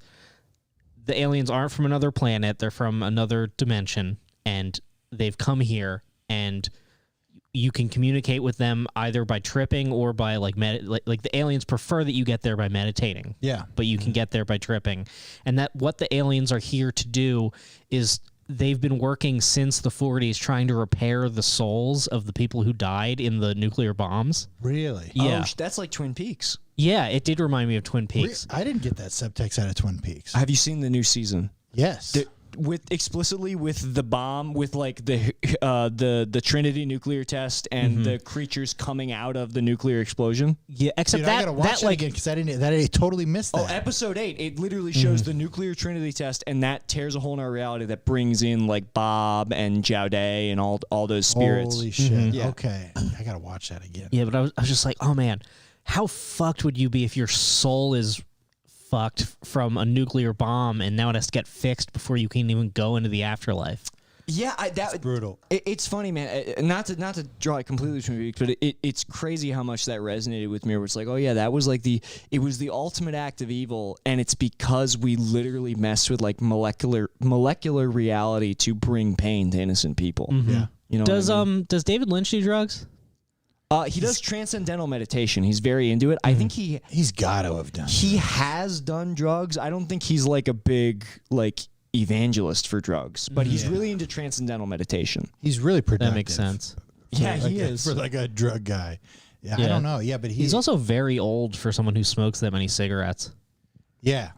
I hope he lives forever. Tapping into some shit, dude. Yeah. Well, he's got a Netflix show coming out that like went into production. I'm excited about it. Wisteria. Really? That's the working title, and it'd be called something else. Dude, hell yeah, I love David Lynch. He's a psycho. He is the fucking man, dude. Have you heard? You know, he was supposed to direct Return of the Jedi. Yes. No, yeah. what? I haven't heard of that. Oh, you Yes. haven't heard the story of George Lucas trying to recruit him to direct Return of the Jedi? It's because they wanted like a really artsy, like George Lucas loved David Lynch's. I think he saw The Elephant Man. That makes sense because like THX whatever is like shitty David Lynch. Yeah, it's really artsy. Yeah. And dude, there's even shit in Return of the Jedi that is very Lynchian, like when Luke has the dream where he kills Darth Vader and then like he has his face. But apparently like George Lucas, like he took David Lynch, like he brought him out to consult on the movie. And David Lynch, the way David Lynch tells, he's like, and George took me into this room and he started showing me these things called Wookiees. And I got just about the worst headache I've ever had in my life. Dude, can you imagine what a phenomenal failure Star Wars would have been if David Lynch directed it? It would have been so much, so amazing, but a huge, like a colossal failure. And incredible. Yeah. Well, that makes me curious. Like, I wonder if the original cut of A New Hope was weirder because, like, they say that movie got like heavily re-edited, and like that's the reason why. It was partially because Brian De Palma watched it and he was the only one who was honest with George Lucas, where he was like, you cannot release this. As a matter of fact, this is so bad, you need to create a crawl of text in front to explain to people what's going on. Wow. And he's the guy who wrote that. Really? Yeah. That's such a trip, man. Yeah. Damn. Dude. Yeah, I only realized when I read something online where it's like, I only noticed then that like nobody ever verbally discusses the plan for like the final battle. You only see it on like screens. Yes. Because it had not been like written like that when they had to edit in. Well, dude, there's even, it's funny, you can watch like the stars on Johnny Carson. You can watch Harrison Ford, Mark Hamill, I think it's just them two, on Johnny Carson talking about how frustrating the original script was, where they had to like beg George Lucas to change it because they're like, people don't talk like this. I can't deliver these lines. That's insane, man. But it's one of those things where it's like against all. Star Wars was honestly, it's kind of like a Terrence Malick movie. It was saved in the edit completely. Wow. Because there was an entire part up front. The footage actually still exists where like before we start out on the ship with the droids escaping, there was all this shit up front about like Luke wanting to be like a fighter pilot, all this shit like that was front loaded before we met him. But it's so much cleaner if you meet him after the droids like crash on fucking Tatooine. What a trip. Sorry, I didn't mean to fucking No. movie nerd out for a minute. I like that shit. Because that movie's so iconic. It's so influential on so many people. To know that it was a mess is very reassuring. And well, they were all a mess. Like, yes, every single Star Wars movie is like bad and was just fucking thrown together. Yeah. I don't understand how. Horrible acting. Like the majority of the acting in all the Star Wars movies is complete dog shit. Yeah, yeah. Like to hear that the script was a fucking mess, and it's like it's probably top 5 most influential movies. It's one of the franchise culturally ever. defined. It basically Star Wars and Jaws like created the blockbuster. It shifted what audiences wanted to see because William Friedkin talks about it because he released a movie Sorcerer like a couple weeks before Star Wars, and he was an acclaimed director. He directed The French Connection, The Exorcist. He was like the go-to guy. And his movie Sorcerer is probably his best movie, and audiences overwhelmingly chose Star Wars over Sorcerer. It completely shifted the culture in terms of what people wanted. If anything, I think is, especially as a creative person, that just highlights the fact, and I've always kind of believed this, and it's kind of like that Field of Dreams thing. If you build it, they will come. Like the fact that like, you know, we all three of us, we're artists. You know, we create shit like, you know, criticism of yourself aside, like my podcast where I bully my friend into eating bugs is my art. This is complete artistry. It is. It absolutely is. But I think even more But honestly, I truly feel that way. I'm very proud of this podcast. Yeah, man. Absolutely. You should be. But it really is one of those things because I think as an artist, and I don't know if this is just mental health talking, but I think it is coupled with artistry and just the idea of wanting to create something out of your internal desire. There's so many internal forces that are telling you don't do it. Like, don't do it. No, this sucks. fuck. You're like, I do. Yeah. I have 9 journals that are joke journals, and I 90% of it is me rambling, going, I don't know what to say. I don't know what's going on.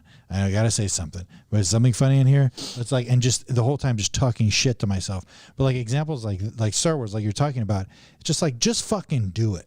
Yeah. Just put that shit out. Make your movie. Try hard. It may be absolute garbage. Make another thing. Who gives a shit? Like, because this shit, it just seems like it's just the universe will conspire with you to try to make shit happen for you. It's Oprah's the secret or whatever. Right. Like, Absolutely. it really is. You got to just do it. I'm a maybe I don't know, maybe more than I should. I'm a big believer in manifesting. Yeah. I truly believe that I've like and what I don't know, because I look at my life and it's like there were all these things that I wanted when I was 13 years old.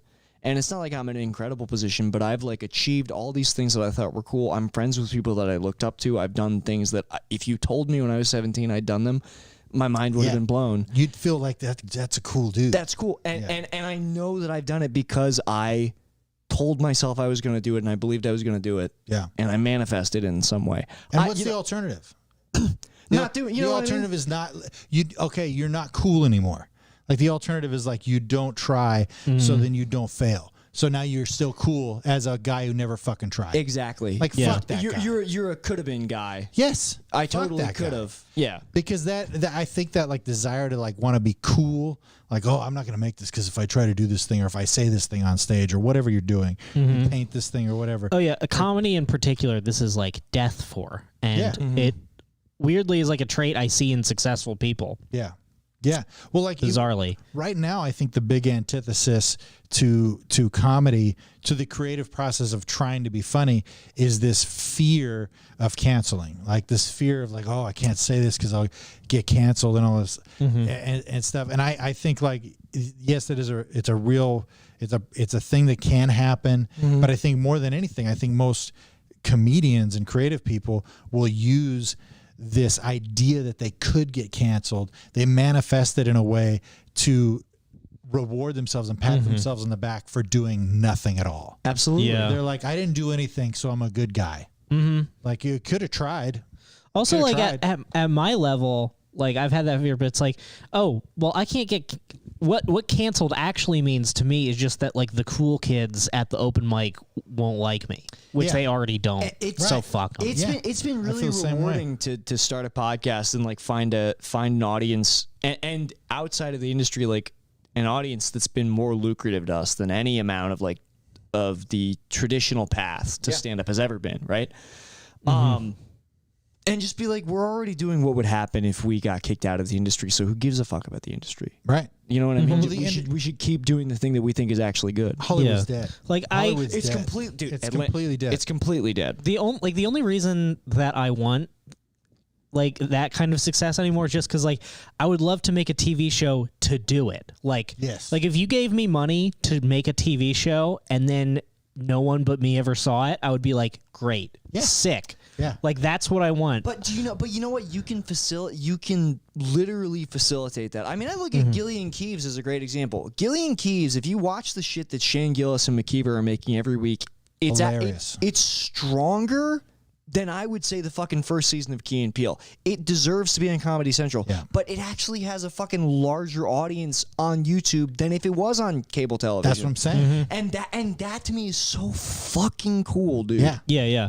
Yeah, you don't have to go through the traditional things anymore. I mean, the traditional route to success in Hollywood was you do a set in front of somebody that cares. You get on Carson, or you get on late night, and somebody then you get a sitcom. Yeah, you get a sitcom. Yeah. I think you're not in control at the sitcom. You don't fucking you and then every interview you can't say what you really feel about things. You're totally raped of your own autonomy. Yeah, you know, you lose everything. it's the worst way that anyone could be raped. Yeah. Yeah.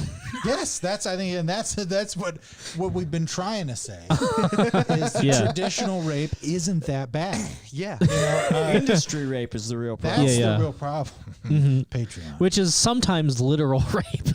Yeah. That's true. Yes. Yeah. On many occasions, actually, industry rape is in fact literal rape. The famous double rape. The Corey Haim, if you will. Nothing worse than that. God, Dude. I heard to say it out loud.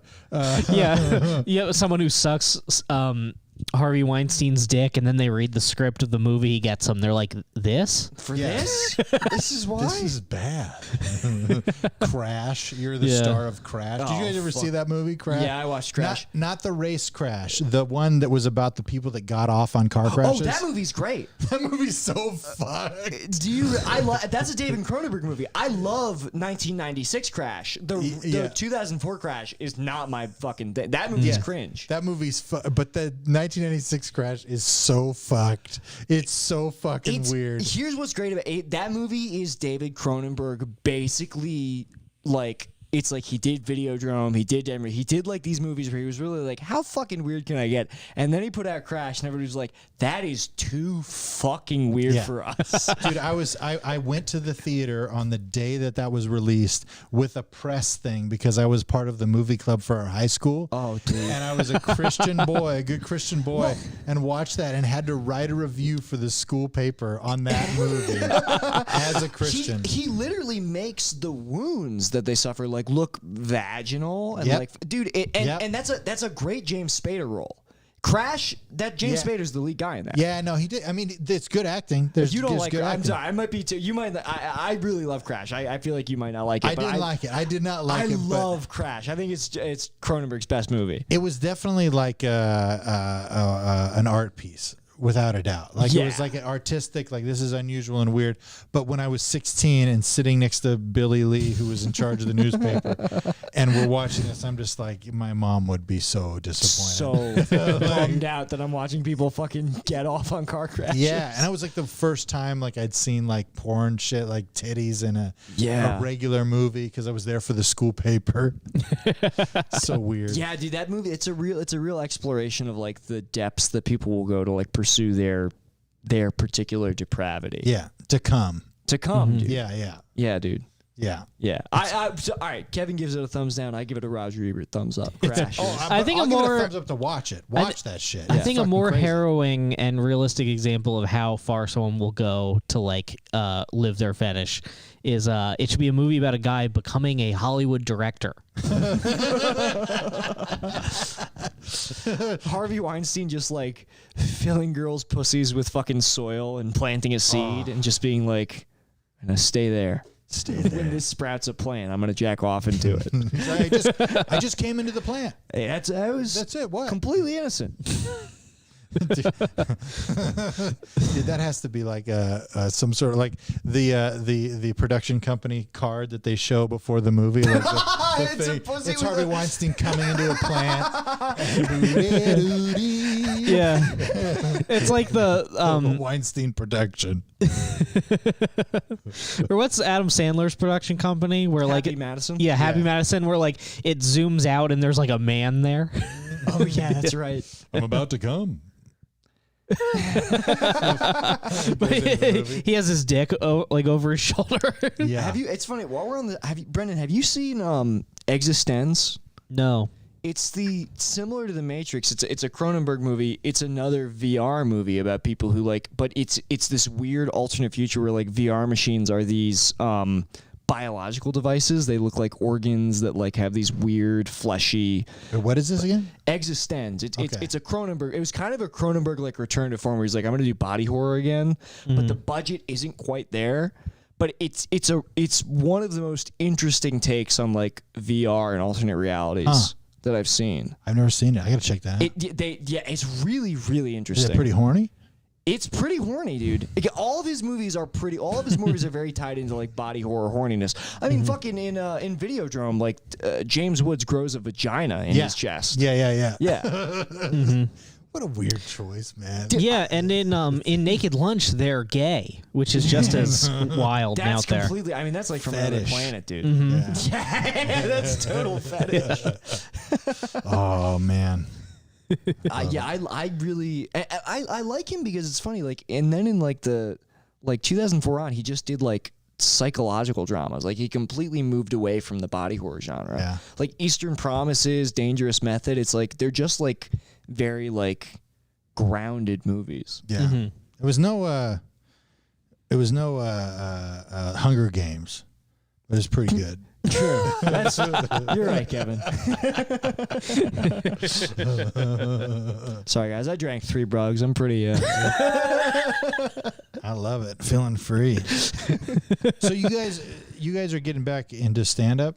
Like are you? Well, have you performed yet? I've done no. I've done one mic in the past like year. Was it a garbage mic or was it? It like was garbage. Legit? It was garbage enough that I was like, fuck it. I'll wait until comedy's actually back. Yeah. I seem to have this cycle with stand up where like I will write. If I try to do bits when I write them, I can't figure them out. But then when I look back on them a year later, I'm like, oh, it's so clear what this joke is supposed to be. Yeah. Which I always feel self-conscious about, but I'm like, I guess that's just my process. Mm-hmm. Yeah, I don't know if you guys have experienced this, but on a similar note, like I've done jokes. I mean, I've been doing it for almost 10 years now, and it's like there's jokes that I've done where it will be like 5 years into doing a joke, doing it well. I'm only doing it because it works, but then it'll be 5 years later, and I'll go, that's why that's funny. Yeah. Oh yeah. Like I don't know if you've had that revelation where like, because like you were saying about a pod, it was one of you. I think we were talking about it about a podcast to where it's kind of like in the moment and you're not having to repeat yourself. Yeah. And for me, when I do stand up, the way that I'm able to like connect with anything fucking funny when I'm up there is to reinstill that original context of why I thought this was funny from the very beginning. And instead of like thinking of it as a series of words, thinking of it as a visual picture that I'm repainting with with new words every time. So that's why podcasting is the paradox for me is I'm most excited about a joke when I write it. That's when I have it the least figured out. But what's exciting about a podcast is because I have this weird thing where like by the 3rd or 4th week that I'm doing a joke, I'm already like, I should have different jokes by now. Absolutely. This feels artificial. But a podcast is great because every week I get to come on here, be unfiltered. You're seeing like just fully like me being a person being funny. Yeah. You know, in the moment. And it's much more rewarding than doing stand-up for me. Well, a podcast is great because it reinforces the reason why you thought you should get into comedy. Right. Because you were funny with your friends. Yeah, yeah. Like, and it's so many comics, so many stand-ups, I can't imagine them ever like being funny at the lunch table. Yeah. Well, they're not. Yeah. Dude, that was one of the weirdest. It's funny because I remember when I first got to LA, I did a mic where I bombed. It was like this mic in a basement. No. Oh, absolutely. Jace was hosting, and it's funny. Initially, I think I had animosity toward Jace because I bombed so hard. At Clubhouse? No, not Clubhouse. It was at somebody's house, like in the basement. The murder room? I think it was the murder room. Best. You and me, we were vibing initially, like we were making each other laugh, just riffing. Then I went up, did material that I'd written that week, bombed like crazy, and Jace came up after me, and he was like, "What the fuck was that?" And I was like, "All right, I'm gonna go home and hang myself." and it was truly the dichotomy of like me like making people laugh in the moment, feeling likable, and then going on stage with the stuff that I had been thinking about too much, and it not working. Yeah. I'm in a hell like pit when it comes to comedy writing because I've had so much. I was about to say I've had so much success. I have had enough success going up with zero. I stopped writing set lists like 3 years ago. I don't do set lists. I stopped writing any of my jokes down, and I would write down an idea, and then I would go on stage, and I would do it that way. And so now I am so fucked because I can't sit down and just like write a joke. I have to do it on stage because I got used to it and I was getting like rewarded for it to where now like when I sit down to write, because I know intellectually that that's how you get good material, or that's how you be intentional about your art that you're creating. But then I'm just like, I can't buy in because I don't have that immediate gratification while I'm at the park, you know, watching 2 homeless people throw a Frisbee or whatever, which is the park that I go to. It's a very specific park. It's a dog park for people. There's 3 people there. It's you, it's the 2 homeless people. But yeah, dude, like I went up for the first time after a fucking year of not doing live performance, like a month ago, and I did the same shit and it worked, and I was like, yes. And then I got off stage and I was like, fuck. Like, I just rewarded myself for not writing at all for an entire year. Right. Like, and I felt kind of weird. But you know what's funny? However it comes out, it's fine. As we move away, I think that every year recorded performance gets less and less valuable. I think that stand-up has the most value as something that the audience is there in the moment to experience. Because I feel like, honestly, like 7% of all stand-up is actually worth being recorded. Just based off even like specials or CDs that I've listened to. So I feel less self-conscious about like. So you're better than everybody. I get it. No. I'm not even including myself in that 7%. Yeah. I'm just saying that, like, I feel less self-conscious about stand-up being like a messier, unpolished thing if you have an audience already that's willing to see it. And I hope to build that audience through other avenues. Yes. Yeah. I actually weirdly like, because at the beginning of the pandemic, I realized I was already kind of feeling it was weird because I had taken like 6 months off stand up, then I came back, and then the pandemic happened, and then I was just kind of like grappling. I was like, I don't know if I'll ever do stand up again, and I certainly don't want to do any of these jokes again. So I'll cut together like not an album but like a mixtape out of fucking open mic sets, and I did that, and I put it out, and I made like hundreds of dollars off of it, of like our podcast listeners, and like really great feedback, and it kind of made me more like, oh, I think it'd be fun to look at stand-up as like, oh, I'll go up, I'll get this clip so that it's for the people online who I actually care about, because there's fucking no hope of, in this town, people being like, oh, he's funny, let's put him on a show. Fuck those guys, though. Seriously, that's the way to do it, man. The recontextualizing stand-up as a way for me to like spontaneously connect with people who already like me has made it, in my mind, a much more comfortable thing, instead of like this thing that you have to refine and craft so that one day when the right person sees you, you'll be ready. Yeah, because that's what was making me not enjoy it. Yeah. Well, so especially out here, it's like they already decided they didn't like you before you did the set. Exactly. Right. Yeah. Well, I had a set, and then I've told this story before, but Patreon, whatever. Let's go, man. Yeah, but I did. At this point, we're just hanging. Yeah, it was a hang, dude. I did a set at Hot Tub. You guys know Hot Tub. The hat bit. Yeah, I did the hat bit. Is it the hat bit set? It's that recorded bit. The fucking video that's pinned on your Twitter. I love that bit, dude. Yeah, I retweeted it to the Coward Hour account. Hell yeah. But I did that set, and I got off stage, and Tim Dillon was there. And I have tons of respect for Tim Dillon, especially when it comes to his stand-up. He's brilliant, and he gave me an amazing compliment after that set. And because I work at Hot Tub, I'll do lights and sound and stuff for Hot Tub sometimes. I know who's there because I can see on the list. They have like a list of people that you just let them in automatically. And I knew that there were 7 people there that had major influence on the industry. There was four comedy managers, and there was 2 executives, and then there was a marketing guy. And having Tim compliment me was insanely uncomfortable because I have so much respect for him, but like kind of like really a real good compliment. Like, I don't know if you experience that where you're just like, you almost can't believe it. And I felt Did he say anything specific you want to share, or? He told me that's the best set that he'd ever seen anybody do at Hot Tub. Wow. And he's like, that's the best set I've ever seen anybody do at this show. That was amazing. Great set, dude. You're fucking hilarious. And I just was like on cloud 9. That lasted maybe 7 minutes. Yeah. Because 7 minutes later, I realized that there were 7 people there that could put me in something, and none of them talked to me. And I just remember leaving there, and that was like the beginning of the end for me.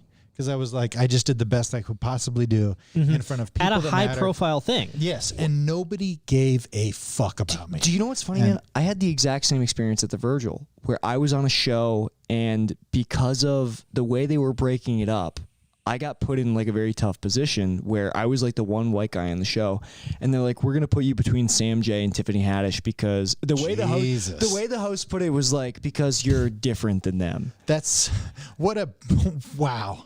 What a left-handed like pleasure of like, but And I didn't do new jokes. I did my established shit, but I went up and I had a really, really good set. And I struggle with comedy, but I will be I'll pat myself on the back for this because I was proud of how well I did. And both Sam J and Tiffany Haddish at the end of the year were like, they didn't have to fucking say this. They were like, you were really funny. That was a really good set. The writing on this joke was really funny. And I was like, damn, this feels amazing. Like, these people are like, they're both huge now. Yeah. Mm-hmm. And I couldn't get booked to that show again because I hit the bookers up. I won't say what show it was, but I hit them up again in a couple months, and then I hit. Why them won't you say what show it was? Patreon, baby, come on, baby. It was. I don't even know if it's still a show. It was the Truth or Dare show. Mm-hmm. Okay. But you do Truth or Dare, but you also do 10 minutes of a regular set. Yeah. It's not like it was a gag show. And I fucking hit the bookers up afterwards. I had a good set. I had a better set than most of the people there. And I was like, I would love to do the show again. I had so much fun. And we have a policy with white guys where we try to only if you're a straight white guy and you've done the show, we try not to book you until a year has passed. So I was like, all right, that's fair. I didn't think it was, but I was like, whatever. And I hit them up after a year had passed, and they just didn't get back to me. And I was like, this is so frustrating. Yeah. And you're not allowed to be frustrated about it because you have lived a life of privilege your whole life as a straight white male. Yeah. And everything's been handed to you. And how dare you have a complaint? Meanwhile, there are people, and I'm not even going to say that I don't because in some aspects of life, I completely get it, right? I'm not going to disagree with that assessment. But it was frustrating because there were people on that show specifically who I know have literally had everything handed to them. Yes. You know what I mean? Yeah. Well, that's most of who succeeds in it burns me up turning on HBO Max and having to see Hannah Einbinder flashing at me now all the time. Yeah. Patreon. Who I love. I love Hannah Einbinder as a person. I'm personal friends with her. She's an amazing individual. But just watching anybody, it has nothing to do with their personality or their talent or anything. Watching anybody come in and within 2 years have a sitcom on HBO. Mm-hmm. Especially somebody who is born into industry connections. Here's the thing. I love her. She's a great person, but it's just fucked up. It's frustrating. It bothers me less the success as it does the dozens and dozens, the hundreds of people who all pretend that it was earned. Everybody who's wow, she's amazing. She's such an original voice. It's really? Because I saw the set. Right. Yeah. I watched. And we're all going to pretend that her mom wasn't on SNL. Everybody somehow forgets that. Yep. Original cast member SNL. It's one of those things. I always think of this. I always think of stuff like that as I have two brains. I have two motivational engines in my mind. And one of those motivational engines is a dad who's he's just honest with you. And he's you failed because you didn't try hard enough, or, sure, you didn't get it, but you could do more, right? You could definitely do more. You're more talented than this. You can do more than that. And just keep going and whatnot. And then I have my mom brain. And my mom brain's man, we're just so proud of you for getting out there. Look at you. You're succeeding just because you tried. And so I have these bits of information oh, that's fucking nepotism. That's fucking bullshit. I have 3 conversations that were just like that. Hey, great set, dude. Fucking good shit. And I'm awesome. Hey, I'd love to work here. I'd love to, and this is a Comedy Store specific. I'd love to work here. I'd love to be involved in any way possible. Hey, we're not really looking for straight white guys right now. Right. I've had that happen to me 3 times. And that's my dad brain's going, yeah, fuck them. Keep going. Fuck them. Keep going. I have the same thing. And then I have to have that other thing that acknowledges, honey, I'm so sorry. That shouldn't have happened to you. That was so fucked up. You're right. Her mom was an original cast member, and you didn't get it because I'm sorry that I wasn't involved in the industry, when you were a baby. Yeah. But, but you're so talented and just keep going. Well, and I have to balance those two. I think dad brain is useful because it's you can get, but the reality is, all right, this is the way things are. They're not going to give you a shot. Yeah. Find another avenue. Yes. And it's worthwhile, I think, to point out the unfairness and the perceived inequality. Yeah. You know, and even when I check myself, it's like, all right, I have lived a somewhat privileged existence. All that. I'm not going to say that's completely invalidated. Well, to acknowledge the feeling, it feels fucking weird to complain about any of this shit. It does. Because it's society ultimately, this is a frivolous. I have to remember that, like, I chose the one thing ever where, like, it would, like... Where it doesn't benefit you to be a straight white guy. Yeah, like being a straight white guy has benefited me in everything in my life except for comedy. Right. But being frustrated and raging against it, it's like, all right, we'll just start. All right, figure out where the avenue is that will lead to success. Yeah. And I'll even say it's benefited me in comedy until I got to the point where I was like, all right, can I do this for a living? Right. Yeah. Exactly. Yeah. But you find the avenue where you can fit in, and I think the truthful thing is, as many positives and negatives are as there are to like social media and YouTube and all this shit, you can tap directly into the audience that likes you. Yeah. And if you're fucking good, it'll only grow, and you can find a way to monetize it. And that's the dad who's going, oh, you didn't get your sitcom. Stop being a fucking pussy, dude. The internet exists. You can put out your own content. Nobody's stopping you. What are these people stopping you from putting out your own content? You can make a movie right now with your fucking iPhone. Stop being a pussy and complaining about HBO because some woman got something after doing 2 years of comedy. Who gives a shit? Shut the fuck up. Pick up your iPhone and make something. Stop being a little bitch. And then my mom's going, you should probably just stay home and watch some TV. You've tried so hard. You deserve so much more. And I'm going, yeah, you're right, Mom. I appreciate you. And I don't do shit. I just sit at home and I just get pissed. I watch Hacks and I'm like, fuck it. Oh, God, you shoot people in the face to deal with it. Yeah. You watch her late night set with the stolen joke in it. Yeah. You're just like, oh, fuck. Dude, that was so complicated because the lady that she stole the joke from, allegedly, I'm like, I've been at Mike's with her and she's a crazy person. See, this is new information. I didn't hear about this. Oh, yeah. Apparently, allegedly, Hannah Einbinder was accused of stealing a joke by a woman who I've done mics with, who I can tell you is like certifiably insane. But the joke is similar. Yeah. So it's like, where do I fall on this issue? Dude, what a fun dynamic. There's never been a better time to be in comedy, guys. Yeah. No, real talk. I mean, anyway, the person who can steal a joke from a literal crazy person and be like, that's a strong enough part of my set to be on late night. Yes. That's the boldest, most original new voice in comedy. You gotta put her, dude. Yeah. Fuck it. You know the Jean Smart, the lady who's the lead on Hack? She was also one of the leads in Fargo season 2, my favorite season. Yeah. She was like do you see this fucking bug crawling on the wire, dude? I do. What is with these bugs?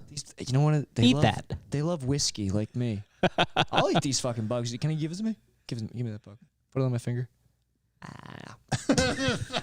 There's a Patreon, guys. What are you can't stop me. I can't wait. Behind a $5 paywall. What are you gonna do? Tomorrow you wake up, you're like, I fucking hate bugs on Patreon. That bug had COVID. You start eating bugs off the camera.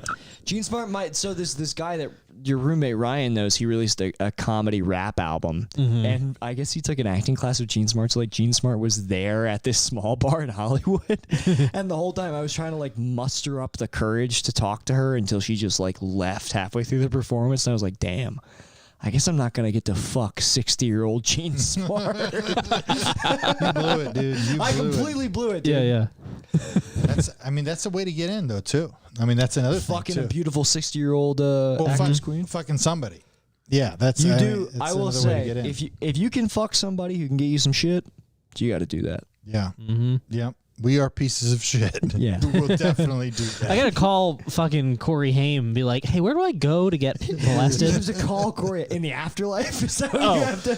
Yeah. What's the other one? Corey Feldman? Corey Feldman. Yeah, I'll call that one. You need to join Corey's Angels. Like, what bungalow do I need to get fucked outside of in the ass in order to get some leading roles in this town? I'm like climbing the fence to Bryan Singer's pool, and he's like, no, too old. You're like, I've pre-gaped my asshole. Please. You're like, but I am the height of a child. You'll feel basically the same. That's some pluses. He's like, all right, shave. Shave, we'll get you a role put in some X-Men. Moisturizer on. Brendan, if we shaved you and waxed you, you would be a little boy. No, I would look too old. No, I think No, my face. no, your skin's not that bad. Let me shave you and wax you. Let me nair you. I don't under here. Look, there's gonna be rolls. Can I tell you something? I want to nair you. I want to rub you in coconut oil. I want to try to attract some producers. Now, this is a Patreon episode. Patreon episode. This needs to happen. We need to get a massage table out here with some wax. How nice would that be, dude? To have you slicked up. We should do an episode where I do it as the sushi table. That would be sick. I have a mic yeah. laying sideways. Hell yeah, dude. Hot. How sick would that be? Want to spice up your love life? That's where you got to start. I would love to put sushi on your cock. Just be like, damn, this more than covers it, Brendan. This is hilarious. Just do like one of those You put a onion piece ring of towers. No, you'd put a piece of like sashimi on my cock, and then someone would be like, "Oh, let me eat it off of his cock," and they'd grab my cock and try to. Like, oh, I got him confused. We cut off your cock. Dude, that's what that $5 will get you a lot, you know. Yeah, I would love to. Now, do they? Here's the whole thing. Like with those, because this is what I don't understand with these businessmen. They eat the sushi off the naked chick. Does anybody fuck the naked chick? Because to me, it seems like a huge cock tease. I think so. You think they fuck them? No. I think it's a huge cock tease. I never got strippers or all that stuff. It's always weird. Because I feel like if you're a naked Asian chick letting guys eat sushi off your naked body, it's like how much of a difference is like how much of a barrier you're crossing to let them all fuck you. I wonder. I wonder. This is what I wonder about you. These are the real questions. You know, This is gonna be Nick's set at the pipe mic tomorrow. I'll be like, "What's the deal?" What's it with these Asian chicks who let him eat sushi off you? It's like, can I fuck them? Will I get tackled if I try to fuck the naked Asian sushi girl? Hang Dang breaks his arm pulling his phone out.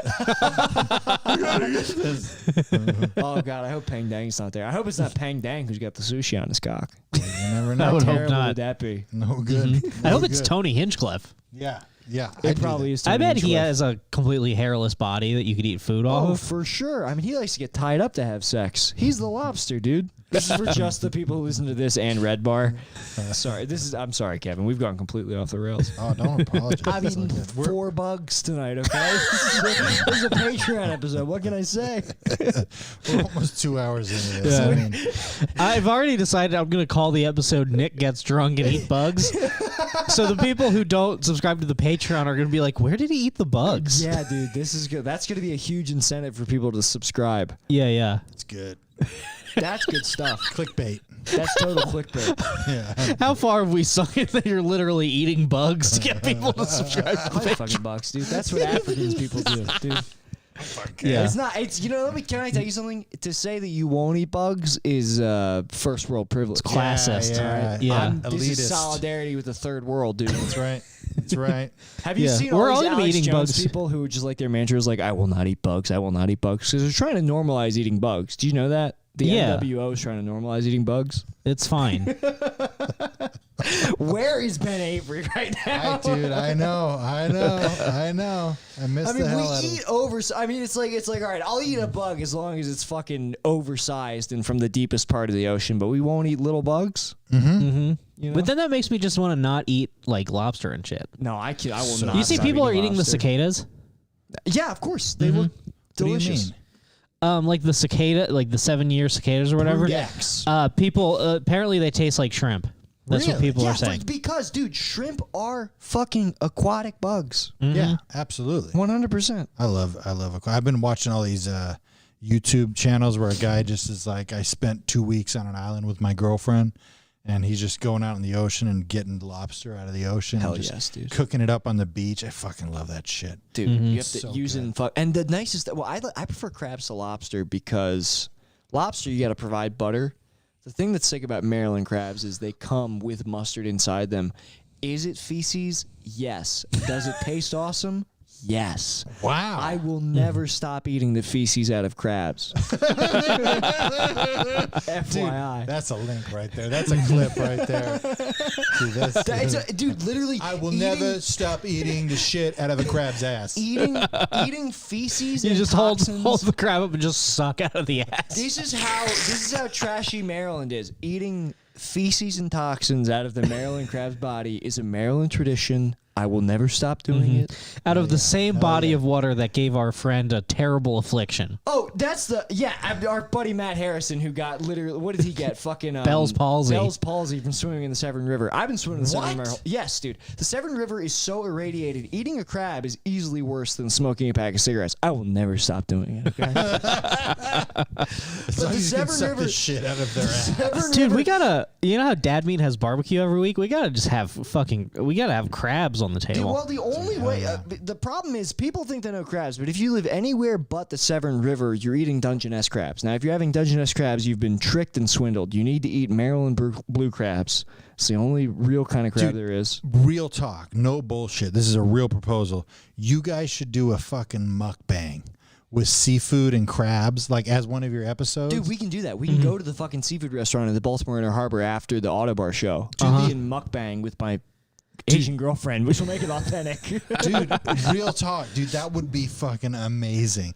You guys just stuffing your faces with crab. You sucking a crab ass the I shit will out. suck the shit out of a crab ass. And you want to know why? Because I've been doing it for my entire life. I'm not going to stop right now. Complaining about nepotism while you eat a crab's ass. I'll do anything to be famous. Damn. That would be This is a great hilarious. Nick episode. This is one of the all-time Nick. This is like when you watch like a jam band. No one else. This isn't relatable Let's to hear anyone. It's like when you watch like a Fish set on YouTube and in the comments everybody's like, "This is a great Trey set." It's great to watch Trey shine. Trey Anastasio? Yeah. Hell yeah. Or like I don't actually know the rest of the members of Fish. I'm a dead guy, but like Trey's badass. like when they're or it'd be like watching and it's like, oh, this is a great Phil show. You know what this like is? it's just like the bassist, they're like, he's really fucking locked in. This is like killing this it. is like on Kill 'Em All when Cliff Burton played Anesthesia pulling teeth when they just let him fucking solo on his bass, totally distorted, totally beautiful. Yeah. and you don't smoke weed. I will never smoke Bro, weed. the bass solo, real talk. I will never smoke weed. I will eat bugs. The only let me tell you something. The only thing that I'll smoke for the rest of my life is crab shit. It's the mustard and Maryland blue crabs. And you just suck on its face, lighting its asshole. Oh yeah, dude. We used to make like pipes out of anything. We used to like carve holes in apples. Yeah. Smoke weed out of apples. You could definitely smoke out of a crab shell, I bet. Oh yeah. Oh, yes, you could, dude. I'm telling you guys, this needs to be an episode. You can. You think we should put it all together? I really do. I think We that should would be start hilarious. doing. We should do a travel show. We should Burt Kreischer out. Maybe We go if- 2 places. We go the Severn River and we go Point Pleasant, West Virginia. That would be sick. Oh, dude, I'll eat the shit out of Mothman's ass. I bet it tastes just like crab mustard. You know what? If the response to this episode is good enough, maybe we make this a free teaser or something. There you go. Yeah. No, we said we talk too much shit. Real talk That's though. true. Like Yeah. if you guys, We can release just like a supercut of you eating bugs and yelling about eating shit. Eating bugs, sucking crab shit down my gullet. Yeah, chugging whiskey. Imagine eating Mothman's ass. Nobody's brave enough to do it, but here's the thing. I bet that's the test of Mothman. I bet the cheeks glow red too. Absolutely. I bet his ass cheeks glow. I guarantee Menacing you that red. his asshole glows like a like a celestial coal. like a champagne supernova. Like a champagne supernova. I guarantee you Mothman is waiting for somebody brave enough and true of heart to finally eat his ass, and that's when he'll finally, save us from Dude, even He'll build the bridge back. He'll put the bridge back. He'll repair the bridge. this guy.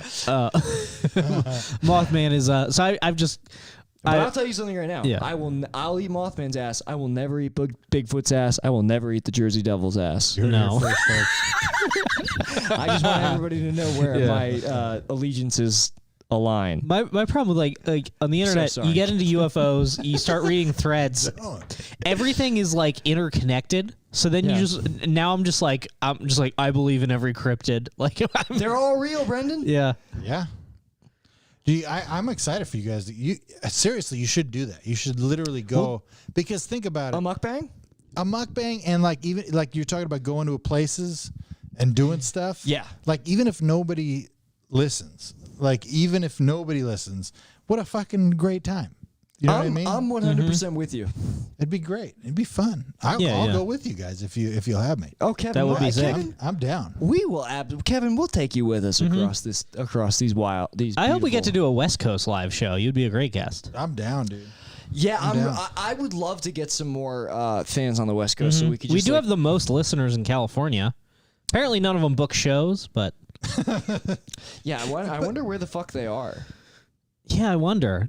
Put it out, dude. Give people a month to buy tickets. If we and just do it. If we had you, because that's kind of our angle with Robbie and Lemaire. We're trying to like get some like crossover listeners from like Loud Boys and fucking Matt and Shane. Yeah. If we had you, we could get some crossover Loud Boys listeners. 100%. Yeah. Maybe, dude, and maybe Brain Jail listeners? Yeah. Sorry. Yeah. Brain Jail listeners. I'm I so got it. sorry. No, I got it. Yeah, maybe I don't know if the pack still exists, but if we get like a small venue, like yeah, we could fucking get some people out. I mean, dude, I'm telling you, the Oprah, dude, the secret, bro. Fucking build it, they'll come. I'm all about. Also, the pack did close. Yeah. Well, But the thing about it is, like, the comedy store. If you plan some shit out and you just fucking do it, even if it's a failure, if what you're doing is fun, fuck it. It was a blast. All right, Kevin. You know, you're roped into this with us now, and if it fails, dude, I'm ready. you're gonna be. The one We who will be comes out doing and a apologizes. we will be doing a live podcast from Mia's Hot Dogs. Dude, Oh, hell how yeah. sick would that be, dude? Hell yeah. I love eating. I'm a fat ass. I love it. Yeah, I'm trying to lose some weight so my father doesn't poke my belly when I see him in July. Dude, I knew that had to be in. 100%. You know, Also, it sucks that like I just like feel bad like when like my girlfriend and I are together. She's in like very good shape, and I'm like not, and I'm just like this doesn't feel fair. Yeah, you don't have to be. You're the guy. Yeah. Yeah, but They literally don't care. I would like to be. I want to. I was like in very good shape in my 20s, and I just like completely let go of it, and I would like to be in good shape again. I just want to get back into the shape. It'd be easy. It'd totally be easy. Yeah. Piece of cake. I got a long way to go, though. I got the gout. You got gout? You have I got gout? fucking gout, No, dude. you I have got gout, dude? Hell yeah. What do you I have to got do gout. if you have gout? What do you The have to King's avoid? disease? Yeah, I don't. You ate too many shellfish and stuff? Yeah, pretty much. I ate way too that's much my shrimp for a problem. long time, and I was drinking beer, and I kept having gout attacks. I'm on medication now; it's better, but yeah, my joints are still fucked up, so it's like hard to like jog. Does and gout stuff. fuck up your joints? Big time. This Yeah. is all adding up for me. I must have fucked up gout. my knee today. Well, you got the gout? No. What else fucks up gout? Like, what else happens when you have gout? So literally, it's your body's inability to process and eliminate uric acid. So usually, when we all eat a pound of shrimp that has a shit ton of uric acid in it, and it has a shit ton of purine in it. Purine, and your body produces uric acid as a byproduct of when it breaks down the purine. So then, most people piss out the uric acid. The uric acid stays in my system, and it's heavy as shit. So it goes to the lowest extremities of your body, wherever that is. Sometimes it's in my wrist too. And then it forms uric acid splinters or needles. And so it's literally like having little knives in your joints. It's Fuck. Oh, okay. It's So I brutal. I don't have gout. Okay. No. You would know it. Well, the first time I had gout, the only thing that made sense to me is that I was sleepwalking and that I must have broken both of my feet in the middle of the night because I went to the podiatrist. I couldn't walk. Why did I think that gout was having like a fat neck or something? That's a goiter. Oh, that's it. It was goiter. Okay. Yeah, gout Goiter. goiter. We should get funny. some of those. Yeah, get some goiters, guys. Imagine Yeah. me with a goiter. Goiter dude. Boys. If I had a The new goiter- podcast. Can I tell you something? If I had goiter, I would take it to a spring fair and I'd have people draw a face on it. Hell yeah, you'd be like, "This is my twin." Yeah. Absolutely. How sick would that be as like a pitch for a show? It's like, all right. Goiter boys. So Boys. here's the podcast. We both have goiters. I rest my case. What do you think? What do you think? We in? Yeah. I'm going to go pee really quick since you did it earlier and it Yeah, seems yeah. like a permissible offense. Hang on. Oh yeah, for sure. A permissible offense. Well, it's after midnight. I hope my roommates aren't like texting me. They're no, probably furious. they're good. We are at 2 hours and 5 minutes right now. Yeah. This is good. This is good. How long are your Patreons usually? Usually an hour. Yeah. It's Hell usually just the two of us. So might- we usually do like, yeah. We usually don't record them back to back. We only do that when we have a guest. Oh, dude, that's great. I'm down. I love podding. I really dig community, man. I just dig just being around people and just It's great because like I Fucking love around. hanging out with comedians. but I hate like being at comedy. So same. It's great being like, and comedians, I feel like they're so standoffish. I feel like it's great to have an excuse to be like, hey, come to my house and talk to me for an hour. Yeah. Well, there's pressure not to fuck up the conversation too. When you're on camera, you're doing a podcast. There's a pressure to not be a piece of shit too. You know what I mean? Yeah, like, yeah. And I've always said like a conversation, the levels of conversations, like two people is a version of a conversation. You can get deep. It'll get emotional. You add a third person, it's a different dynamic. And then when you add 7 people, night and day, completely different. You're gonna call somebody gay. You know, like somebody might get their ass whooped. Like there's always weird. Like there's a weird dynamic when there's more people. But when there's the pressure of like, hey, we're performing, and people kind of behave. You know. Like, which is good. Which is why I haven't said the N-word this entire time. Just the pressure. Yeah, that's why. Right now? That's why we took that break. I've just been waiting. You know, just been waiting for my time. By the way, Kabir Singh says the N-word on his new special. Who does? Does he really? Kabir Singh. Who is that? He's Indian? Relatively unknown. Yeah, Native American. He's a relatively unknown Indian comic. Yeah, but he just got a special, and he's been. Did an Indian say the N-word? I don't know, but he's all over Twitter, like condemning Tony Hinchcliffe for saying the chuz. And so it's pretty interesting. I'm gonna try to tan enough till I can say the N-word. Dude, honestly, no bullshit. Shave your face. Yeah. Get a tan. Start wearing a dress on stage. Don't address it. Right. And just say the N-word. I'll be Nick Oldershaw, the N-word comic. No, Nicky Oldershaw. Nicky, right? N-I-K-K-I. Yeah, I'm telling you, putting a dress on gives you a N-I-G Oldershaw. That's right. That's absolutely right. It would have been funnier if I said it. I couldn't have gotten in trouble for that. You're fine, dude. You're fine. No, that's hilarious. I really need to fucking Just you in blackface. I would love. I mean, I don't know. There's nothing I would love more. No, I can't say that. Oh my god! I think we have to bring this to a close. Yeah, because Nick is hammered drunk. I'll cancel the podcast. I dare you to dare me not to do it. I'll do it. What were you gonna say? I'll say something to cancel the podcast. Do it. No, I can't do that. I knew you couldn't. I have too much invested in this. I wanted to rename Brain Jail at one point, flirting with the N-word. You wanted to do that? Yeah. Just, not seriously, but yeah, I wanted, because it was like every podcast was like, is he going to say it? Is he going to say it? He's getting close. Yeah.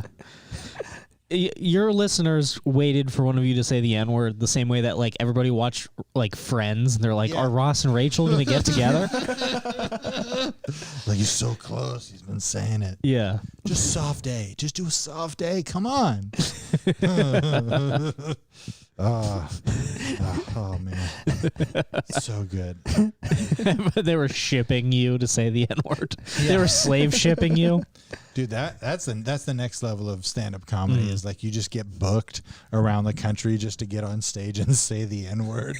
Like, I'll say it, dude. I'll fucking say it in your town. That's gonna be amazing. It's gonna be like seeing like a tightrope walker or something. Yeah. He's gonna say the N-word, and guess what, folks? Nobody's gonna be upset.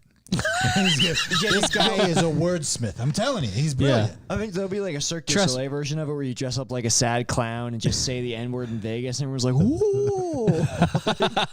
Dude, in Fresno, because all my writing partners were black. I remember one of my buddies, good friend, Kenny, still a good friend. I haven't talked to him for a while, but we're very good friends. No, but I remember him telling me, he's like, you should try to figure out how to write a joke where you can say the most racist joke you've ever heard, like a racist Wait a minute, hang on, really quick. All your writing partners are black? Yeah, in Fresno. They can write? I'm sorry. You piece of shit. Sorry. And a woman. One was a woman. What, they hand you a piece of paper with a big X on it? No, but he's like... I wrote a sketch. It's just a bunch of little X's. Dude. This is very racist. There were some sketches that... Because we would write sketches together, too, where it would be like... I'd be the only white guy in the room and be like, guys, we can't say this. We can't. We really... They're like, what are you fucking talking... we're all black. Like, what is wrong with you? And I'm like, yeah, okay, all right. And then I'm supposed to. It's like reaching for the check when someone else is paying. Yeah, right. You're supposed to pretend. Yeah. But nobody expects you Yeah, to. absolutely. No, real talk though, when I moved to LA, I remember there was 3 jokes that I had that I was like, I had gotten the green light from my writing team. It was all black. And a Hispanic guy. I want to be forthcoming on this, confessional. But there was 3 jokes that I remember were like, I wrote them and everybody died. Like when I was like sharing, I was like, is this good? And they're like, dude, that's fucking good. That's hilarious. I'm like, I don't know if it's going to be, I don't know if I can get away with it. They're like, dude, you have to do. That's so funny. And then I moved to LA and I tried to do some of those jokes. Nope. Oh, yeah. Not happening at all. Absolutely. I remember, and I did this at some mics out here, pretty much just like the VFW and like Fourth Wall shit like that. Yeah. But I remember very confidently, because it always went well in Philly, very confidently going up at some, it wasn't lyric, but it was like bordering on that. Yeah. And doing my opener about like, oh, I saw this really racist Chinese guy today. Oh, yeah. He was so racist, he said the N-word with a hard L. Dude, that's a good joke. Dude, I remember. And it's just fun. I'm like, oh, I can't come back here. Dude, I had that joke that I wrote. My intention was to write a Cat Williams joke, and the joke was when you date a bitch who's such a size queen that you have to fuck her with her own baby, which is like the most. Oh my God. And I tried so hard to get it off the ground here. I could not. And then I like went back to Baltimore for like 2 weeks. Integral part of my set. It crushed every show that I did of that. No, the whole thing started out because he said, tell me you're the most racist joke that you've ever heard. And the only one I could think of was, why don't black guys like blowjobs? Because black guys don't like any jobs. That was, and I remember telling that, and I'm in a writer room. They're all, they laugh or whatever. And he's like, dude, he's like, put that into a joke. Like, put that into a joke. And so then I did. Then I was like, I ran into a racist guy, he told me a racist joke. It's weird to be not racist and have somebody tell you a racist joke. What do you do? This guy walks up to me. He says, how come black guys don't like blowjobs? I go, why, you racist piece of shit? And he goes, because black guys don't like any jobs. And I was like, oh, and then the crowd, dude, I remember crowds. Crowds would be like, like lose their shit. And then I would say, well, how many black guys have you blown? I mean, how do you know this? Oh, I see. And then I go, is this a scientific experiment? Did you blow like 100 black guys, 100 white guys, 100 Asian guys? Were you blowing all these dudes? Maybe it wasn't about black guys not liking blowjobs. Maybe it was more about you being really bad at blowing black dudes. What? Okay. You ever think about that? And it was like, dude, the way you it's a flip Rubik's it, cube. The way you flip it is really, because I think when you said that initially, I assumed that black guys don't like giving blowjobs. Which I would assume is because black guys are homophobic, but it's because they don't like any job. But maybe I misinterpreted the joke. It's a street joke. It's like a total street joke. It's very funny. Yeah. But do you think that, like, well, there's no way you could just say the straight joke in Los Angeles. But, like, even as I'm listening to that, it's like there's a lot of justifying this joke up front. Well, that's all I was doing, because I was literally trying to figure out as a writing challenge to, like, say a racist joke on a set and still have it work. And that was a racist street joke, and then we see your next set, and you're like, "What do you call a black astronaut?" What do you call a black astronaut? I'm not gonna finish the joke. I don't remember. Dang it! I wanted to know the punchline. You know what's funny? I used to know this. This is like long division for me. I'm like, I know that at one point. I know some Maryland uncle has told me this. Dude, seriously. Yeah. Yeah. Dude. But if I could position it, because for a long time I was writing jokes that were like, I'm aware of racism. I'm aware of all the stereotypes. So when I see stereotypes lived out in front of me, how do I respond? Like that was my place of like humor. Yeah. So then I had bits about like real stories of like a black guy showing up to work with a full watermelon on his shoulders. And then me being like aware that was a racial stereotype, feeling uncomfortable with even knowing that existed. And then the guy goes, you'll love it. It's a seedless watermelon. And in my mind, I'm like, I shouldn't love it because I know it's not seedless. I know it has white seeds in it. And I shouldn't like that. That should be bad. And then he cuts it open and he goes, oh, man, my bad. It actually is not seedless. It's got the seeds in it. And I look down, I see the black seeds. I go, oh, I actually prefer the black seeds. I actually honestly wish I wish they were blacker. And I wish there was a lot more seeds in here. And that was like the place I would write from. And my writing partners, which is insane, yeah. But my writing partners would be like, this is fucking great. Like I would get the stamp of approval from a room of black people, and then try to do it, and people would be like, "Boo!" Oh man. Well, I still think this is so funny. And Alice Hamilton won't do it. But she was telling me about, and I think she said this on her episode, but she was telling me about her like great however many times great grandfather was a slave, and his job is he was like a stud horse, like he just fucked the women slaves to get them pregnant because he was like so big and strong. Yeah. And the bit I tried to do about that is I was like, oh, my friend was telling me about like her. It's like, you think 1865 rolled around? He's like, now hold on. I don't think we need to rush things too much. Maybe we can ease our way into not being like. I love that they were breeding like stronger, angrier slaves, like just being like, "There's no way this is gonna end." They're like, well, why are you doing this? It's like, well, someday there's gonna be this thing called the NFL. Yeah, a quick twitch. Yeah, we're doing this for quick twitch. It's so dangerous though. Like, I mean, because growing up, I just didn't. I don't know. I didn't think about it just because my friends. We were a collective of different races. It wasn't a thought. So then the jokes would happen or whatever. I'd make fun of my buddy for being too dark or whatever. Yeah. Like, damn, you dark. Because like, you're treating people of other races like they're equals and not like you need to condescend to them. I mean, 100%. It's funny. Like there's a flip side though. Like having an Asian girlfriend and having a family who's like grown up in like a white suburban town and like never been outside of white people, they will never to her, but to me, make jokes about her race. And it's like, yeah, but you guys aren't good at it. Yeah. Like when you do it, they're just like, don't let your girlfriend drive, huh, Nick? Yeah, no, it's worse than that. It's worse. That would be funny. They literally just say shit to me where it's like, you guys didn't do the joke part. It's just being racist. And they're like, oh, was your girlfriend born or was she made in a lab?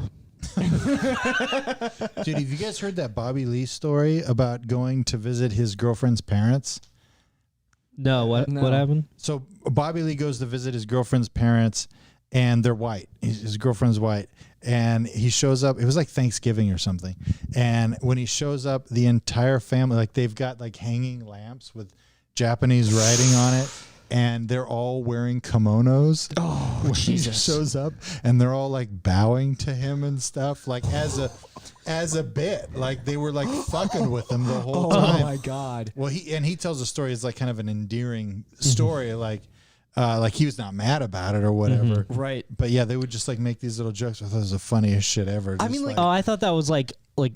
They were earnestly, liberals trying to like be sensitive. They were fucking with him. Well, they were fucking with him big time. Like but joking, being like, we're aware that these things, we're trying. It's the joke is they're trying to overcompensate for the fact that he's, Asian or whatever. Right. Yeah. And he got it, which is amazing. My girlfriend and I we'll make racial on both sides. We'll make racial jokes to each other, but it's because we're in like an intimate relationship and we trust each other like that. But like my parents, like when. The last time she visited, which was like for Christmas, my dad was like, "Oh yeah," like I thought it'd be funny if like we put out like chopsticks at all the dinner plates, like when we have dinner for the first time. And I'm like, "Yeah, don't do that, please. That's really not funny. Like you guys have never been funny. This is definitely not the swing you want to take." They're like, "No, come on, Nick. When she gets here, let's throw her in the ocean because she's a woman." I'm like, no, don't. So it's like there's a very hard. It's almost like you want to like tell regular people like, hey, like if you're not doing comedy, maybe you're not fucking qualified to make these jokes towards different groups of people. Sure. Like maybe it's not gonna come. Maybe you don't have the finesse to do it. But at the same time, like I mean, I don't know if this showing my ignorance or whatever. I don't fucking know. Who cares? Patreon. But like I do hope that there will be a society in the future where it's not fucking weird and we can joke about shit. Absolutely. And it's not automatically, oh, this person's racist, he wants me dead because of my race, or whatever the automatic like knee-jerk reaction that the left or whoever seems to have a problem with. Right. Where it's like, look, like you said, oh, you were treating him like a human being who's an equal that you can actually talk to and like joke about stuff and not like treat him like coddling them like they're like this some baby because they can't handle it. Well, I guess the difference is like my family is like it's completely willing to like make those observations and like joke about like other races, but like if you do anything like remotely like mocking or critical of like white people, they're like, oh come on, and it's just like no, fuck you off. guys have to fucking, if you're gonna do this to everybody else, you gotta fucking take it when it's done to you. Yeah. And I'm a firm believer in that. I don't know what it's gotta be level playing field. Yeah, well, I don't know what comic said it. It's like, oh, you were laughing when it wasn't about you. Now it's about you. You're offended. Like, fuck off. Exactly. Yeah, Like, fuck off. that It's all shit jokes. sucks. Yeah.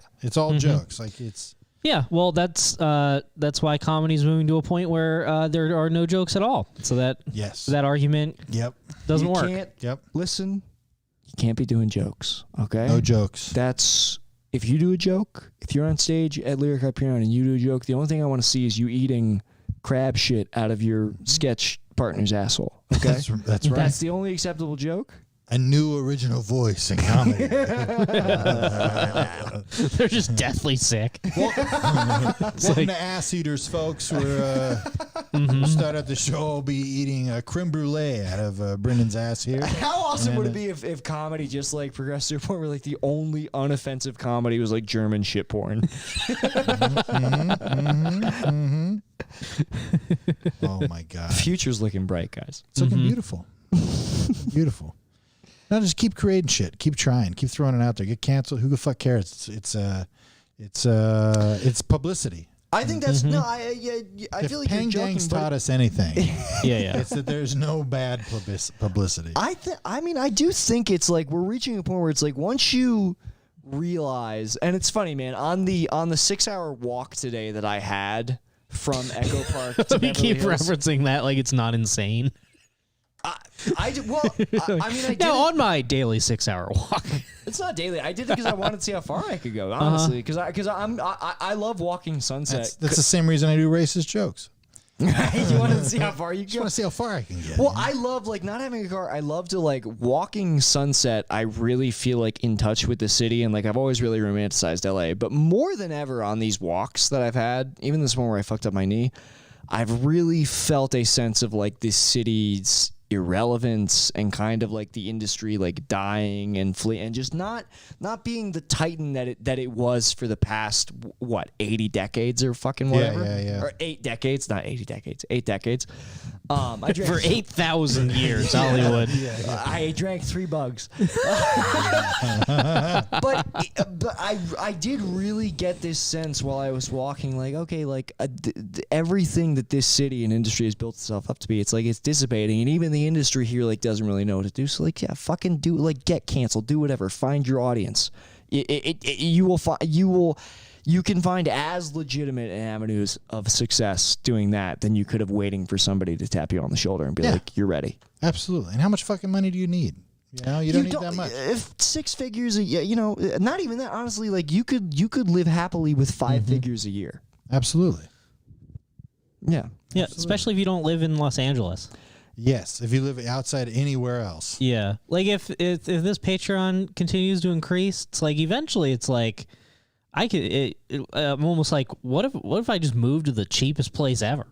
Yeah. Like, Well, that was the Tim Dillon move. That was the thought. But you know what's funny? You don't even have to, because it's like, dude, when I visit my girlfriend in Chicago, it's like she lives in an apartment nicer than most places I've lived, and she pays a fucking fraction of what I live to live in a shithole. Yeah. It's like you can live in a cool place that's like a cultural mecca with a lot of history and a lot of cool shit to do, and you don't have to pay crazy prices. Yeah. Yep. I ain't moving.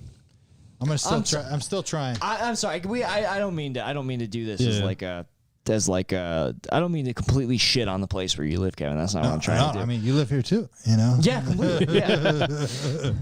No, I totally get it. But yeah, you know, it's just I can't move till my kids graduate high school, and I am still holding out hope that something will happen. Like, well, it should. You're very funny. Possibility of something happening, but I don't know.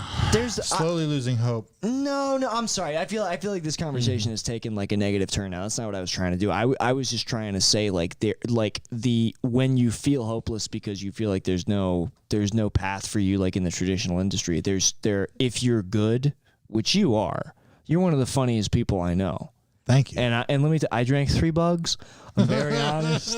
I wouldn't bullshit you in this moment of my life. I appreciate that. Those were truth bugs. Those were bugs. Those were, let me tell you something. Those were insects of truth. We love the truth insects. Some of the greatest bugs of all time. 17 years, the bugs emerge. I eat them. I'm very truthful. I've eaten all the bugs, believe me. I've eaten, believe me, nobody's eaten more bugs than me. Top-notch bugs.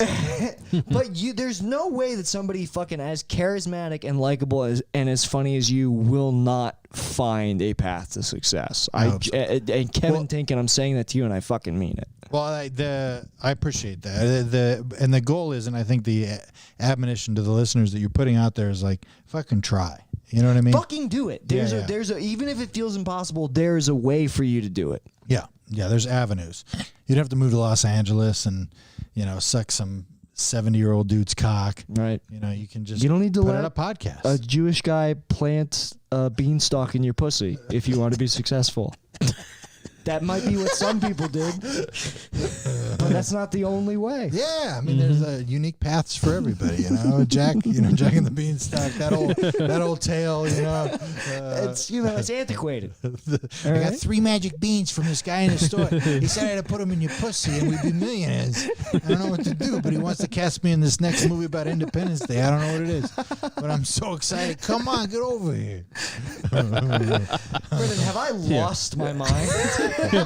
We're here to tell you that you can plant a seed in your own ass. You don't need a producer to do that for you. That's right, 100%. Yeah. Stop waiting for the oligarchs to tell you can plant a seed in your ass and just do it yourself. Yeah. That's right. Point at the camera with us. Let me tell you something. If you're waiting, let me tell you something. Stop waiting. If you're waiting for a Jewish guy to plant things in your pussy, you're a dope. You're a dope and a loser. Should we stop podcasting? We should not even be on the air right now. I'm sorry. Dude, I want to watch that space documentary with you guys. Oh, hell yeah. What's that one? The Unacknowledged space. Oh, Unacknowledged. I'll watch that tonight. I'll watch this tonight while I'm still drunk. I'm gonna end the podcast, then we can just have a conversation. All right, nice. Before you end the conversation, I want to say I'm so excited to see you're doing stand up again and getting after it again, because when you took a break, I was bummed. Oh, thank you. You're a unique talent. Nick, of course, the same. But I'm excited. I think there's great things for both of you guys in the future. My skill is not stand up. My skill is drinking bugs and telling you what I really think. All right. Bug Truth. Hell podcast. Yeah.